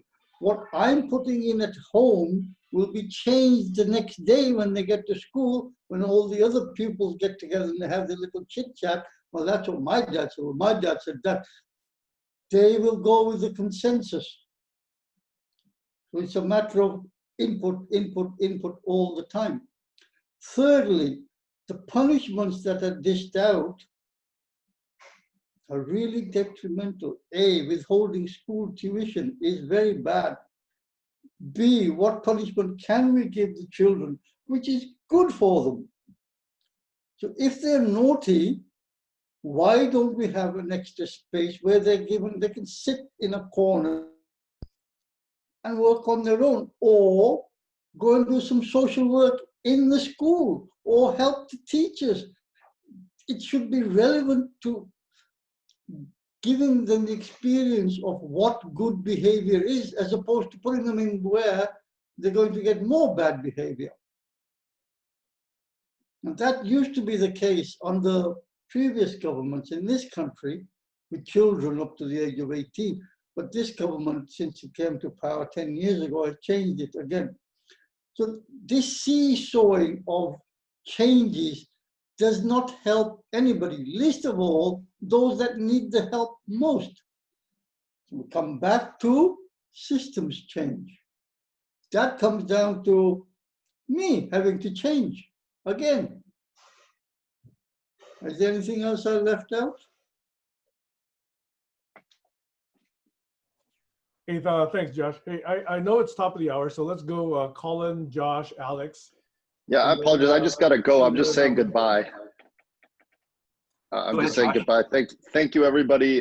Just because I have a meeting, so thank you. And the only other D word I wanted to throw into the sphere is D, the most important D word, dignity. I haven't got any of that. Where can I buy some? I have so much dignity. I will sell it to you for free. Love you guys. Cheers. Okay, so you might want to consider this a beginning of a closing round, but let's start with Colin, then Alex, and then whoever else. Yeah, sure. So, yeah, I kind of, we went into a parenting mode discussion, and Jazz was talking about parenting and guiding children again. And I like to back up a couple of steps to entering the conversation space. So when to enter the space, they have to kind of decide, is it going to be not a parent mode, but maybe more appropriately here a mentor mode? And it could switch who's the mentor from depending on the topic. But yeah, if you have certain skills, you can be a mentor, but has someone agreed to be the mentee? And I think that's where some of the mistakes go.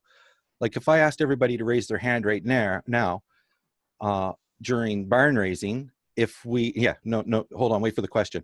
Raise your hand if you think we're a we or an I, and what are we doing or what am I doing? That would be interesting to hear everybody's answer to that, and to hear the same people go to unblocking, where you're supposed to promote the I, and everybody's going to be talking about the I. So those are two separate conversation spaces. I find this is a we space, and this we space includes anybody who gets this video. I have to keep mindful of that. There's constraints on this video. I'm not going to say the same things, and when it's being recorded, in fact, it's kind of makes me put on my, my Sunday clothes, you could say, if I know it's going to be recorded, which is a good thing. But it also eliminates some possibilities of other discussions that could be had. So, different spaces, different paces, different micro agreements and contracts, and of who's doing what and what you're trying to achieve. And if it's a we or an I, all of these things are so confusing. Come in, turn on the camera, and then enter your mode, because each person has a mode that's not possibly aligned with other people. The more we meet, the more we become gelled, I think, and able to not interrupt and things. But yeah, I think recognizing the space, and I'll do a throw out for Heiner again, because one of the best models that I've found so far as a guiding light, you could say a lighthouse out of the rough, is to try to figure out what's important. And I think you can do that. Join together his mantra of our voices in our spaces for our futures, right? And that's kind of what we got here. These are our voices in this space, however we want to define it. And if we define it poorly, we get arguing. That's my point. So define the space you're in for that interaction, not just for all of barn raising. Different shows can be focusing, different shows can be random, mix of both. But what's the important topic and why are we doing it? And I think it is to learn to navigate and build spaces together so that we can align. And if people just come here to lecture what they know, whenever they make a word association, we just have to wait till that's over and they learn that wasn't really, or maybe it is what we need. We don't know. But I think in respecting that space and not just assuming that you're the mentor, for example. I feel that that was the argument between me and Jazz. He's got so much wisdom. He just easily takes over the mentor role. And I never even got my school bag ready yet or signed up for the course. So, you know, it's not that I don't appreciate his knowledge. It's just, have we scheduled that? You know, maybe some of his controversy stuff I have more of a problem with, but that's his own opinion and that's his own acting. And if he wants to do that, that's his business. If I call him on it, I call him on it. If he calls me on something, then that's fine too. If he doesn't have an appropriate answer and I'm not satisfied, well, I'm not satisfied. So what, right? But sticking to what's important, I think, does really matter. So, and to me, that means defining that space properly that you're entering for that particular interaction, or else you could be talking about anything. So, you know, what is our Saturday space? And Sam's been doing pretty good at trying to set that up.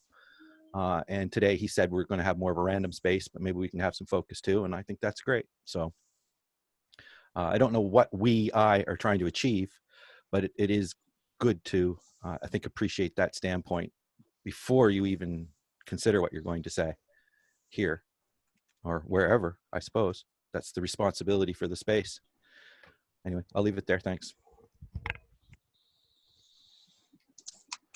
Check out. I hope Tyra's feeling better. And I'll check out with this sort of. Okay, she's ready. You know, I'm kind of responding to the things I've heard, and I was reminded of a story or of an experience I've recently had on Facebook. There's a fellow on Facebook who's really very conservative and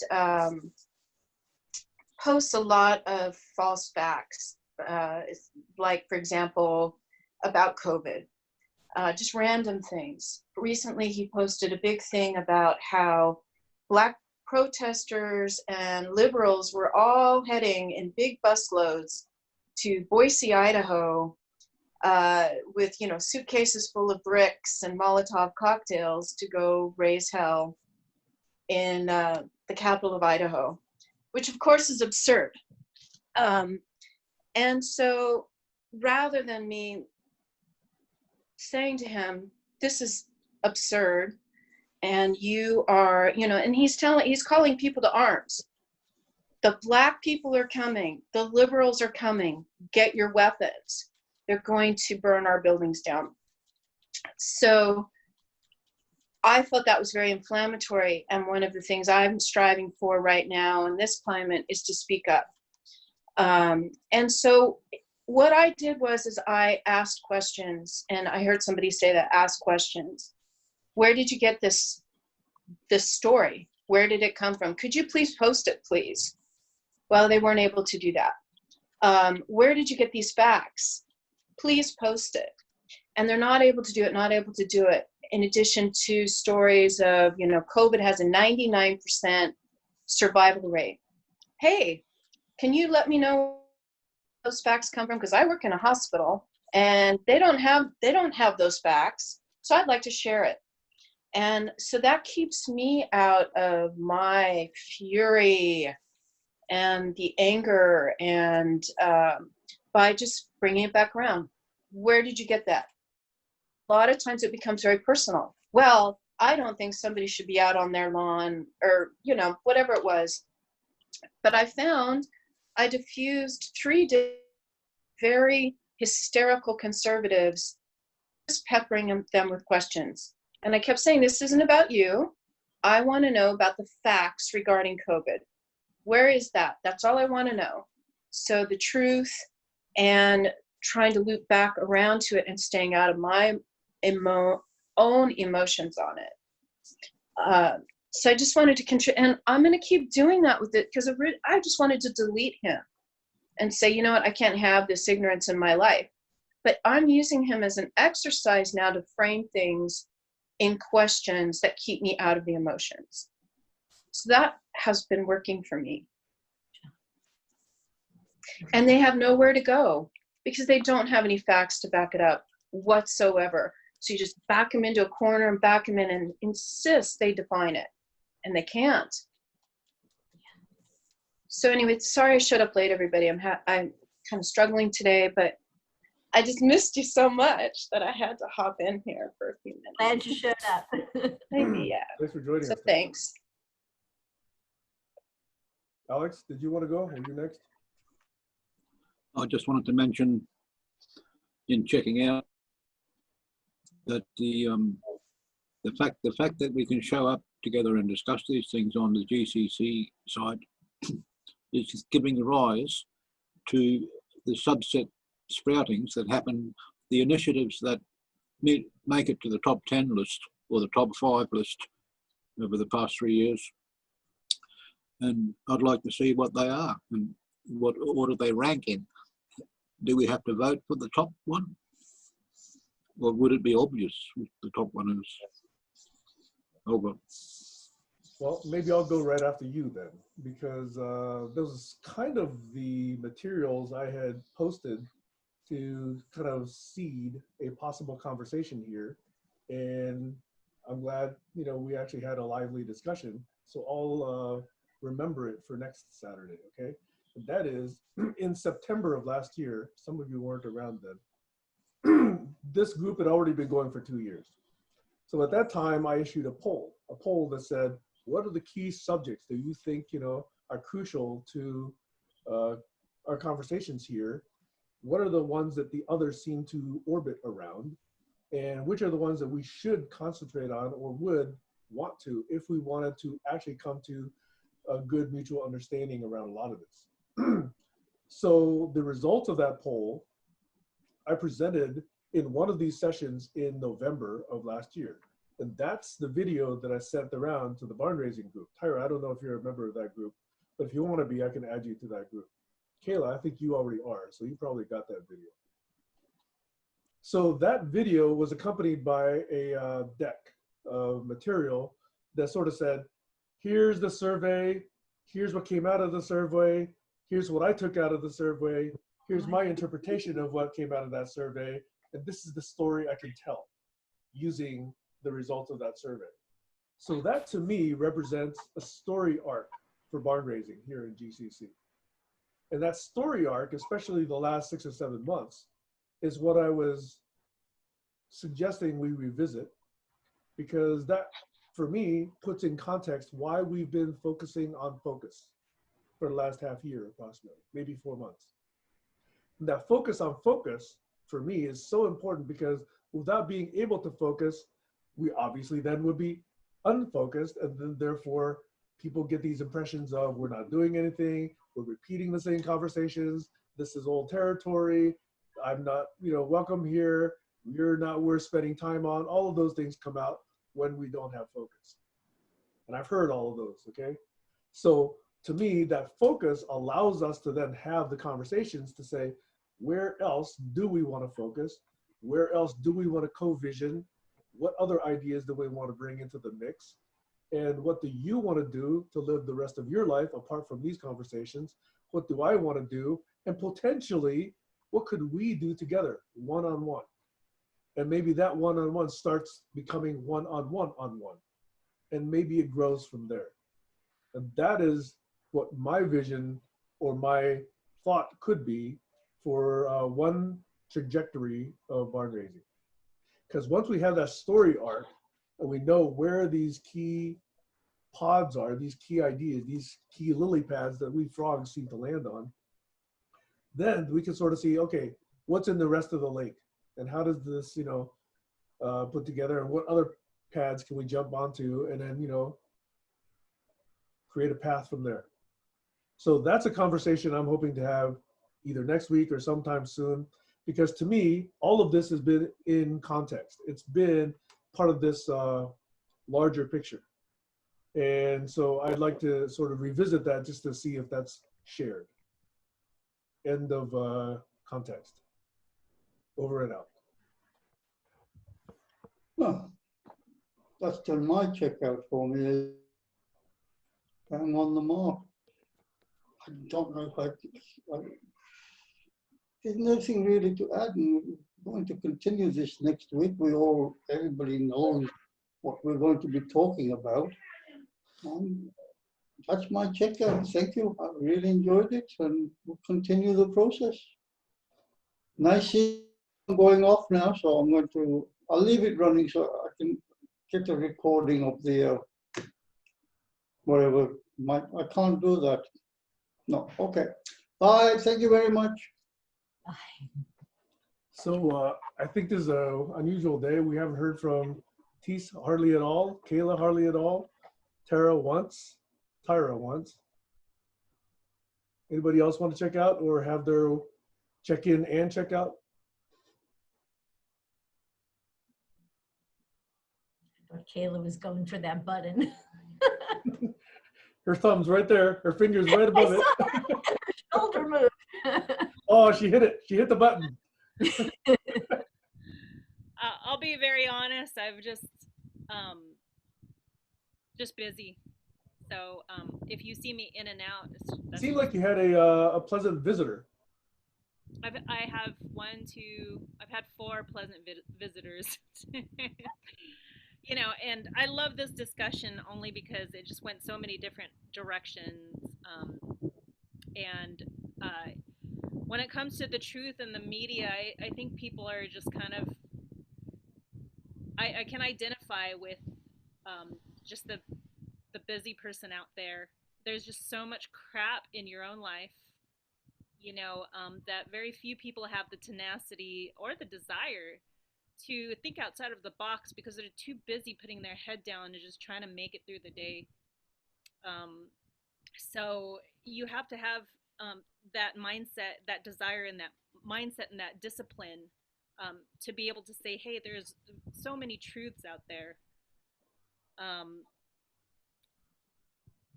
And yeah, I mean, I listened, but not really. I was kind of in and out of conversations. I had some thoughts about children too, and just working with them. I work with a bunch of 20-year-olds. To me, they're like children. I feel like they're mothers. And you do have to have that mutual respect with them to be able to exchange information and kind of guide them to think outside of the box in that respect as well. And it's a process for sure. But I think as an older person, I feel like it's our duty to help, to allow somebody younger to expand their mind, to just give them that space. So, yeah. Thanks for calling me out, Stacy. I was going to remain really quiet and then just slink out, but yeah, thank you guys again for the opportunity to have a voice and to just give my brain this beautiful exercise. I'll check out. And I just want to add that one of the ways that I think we help is to help them amplify their voice. I really enjoyed today's conversation, but the way what I'm interested in, is our people skills, and we could do that no matter what we're talking about. So, you know, I can always find something to be interested in because I'm interested in you guys. And nice to be here.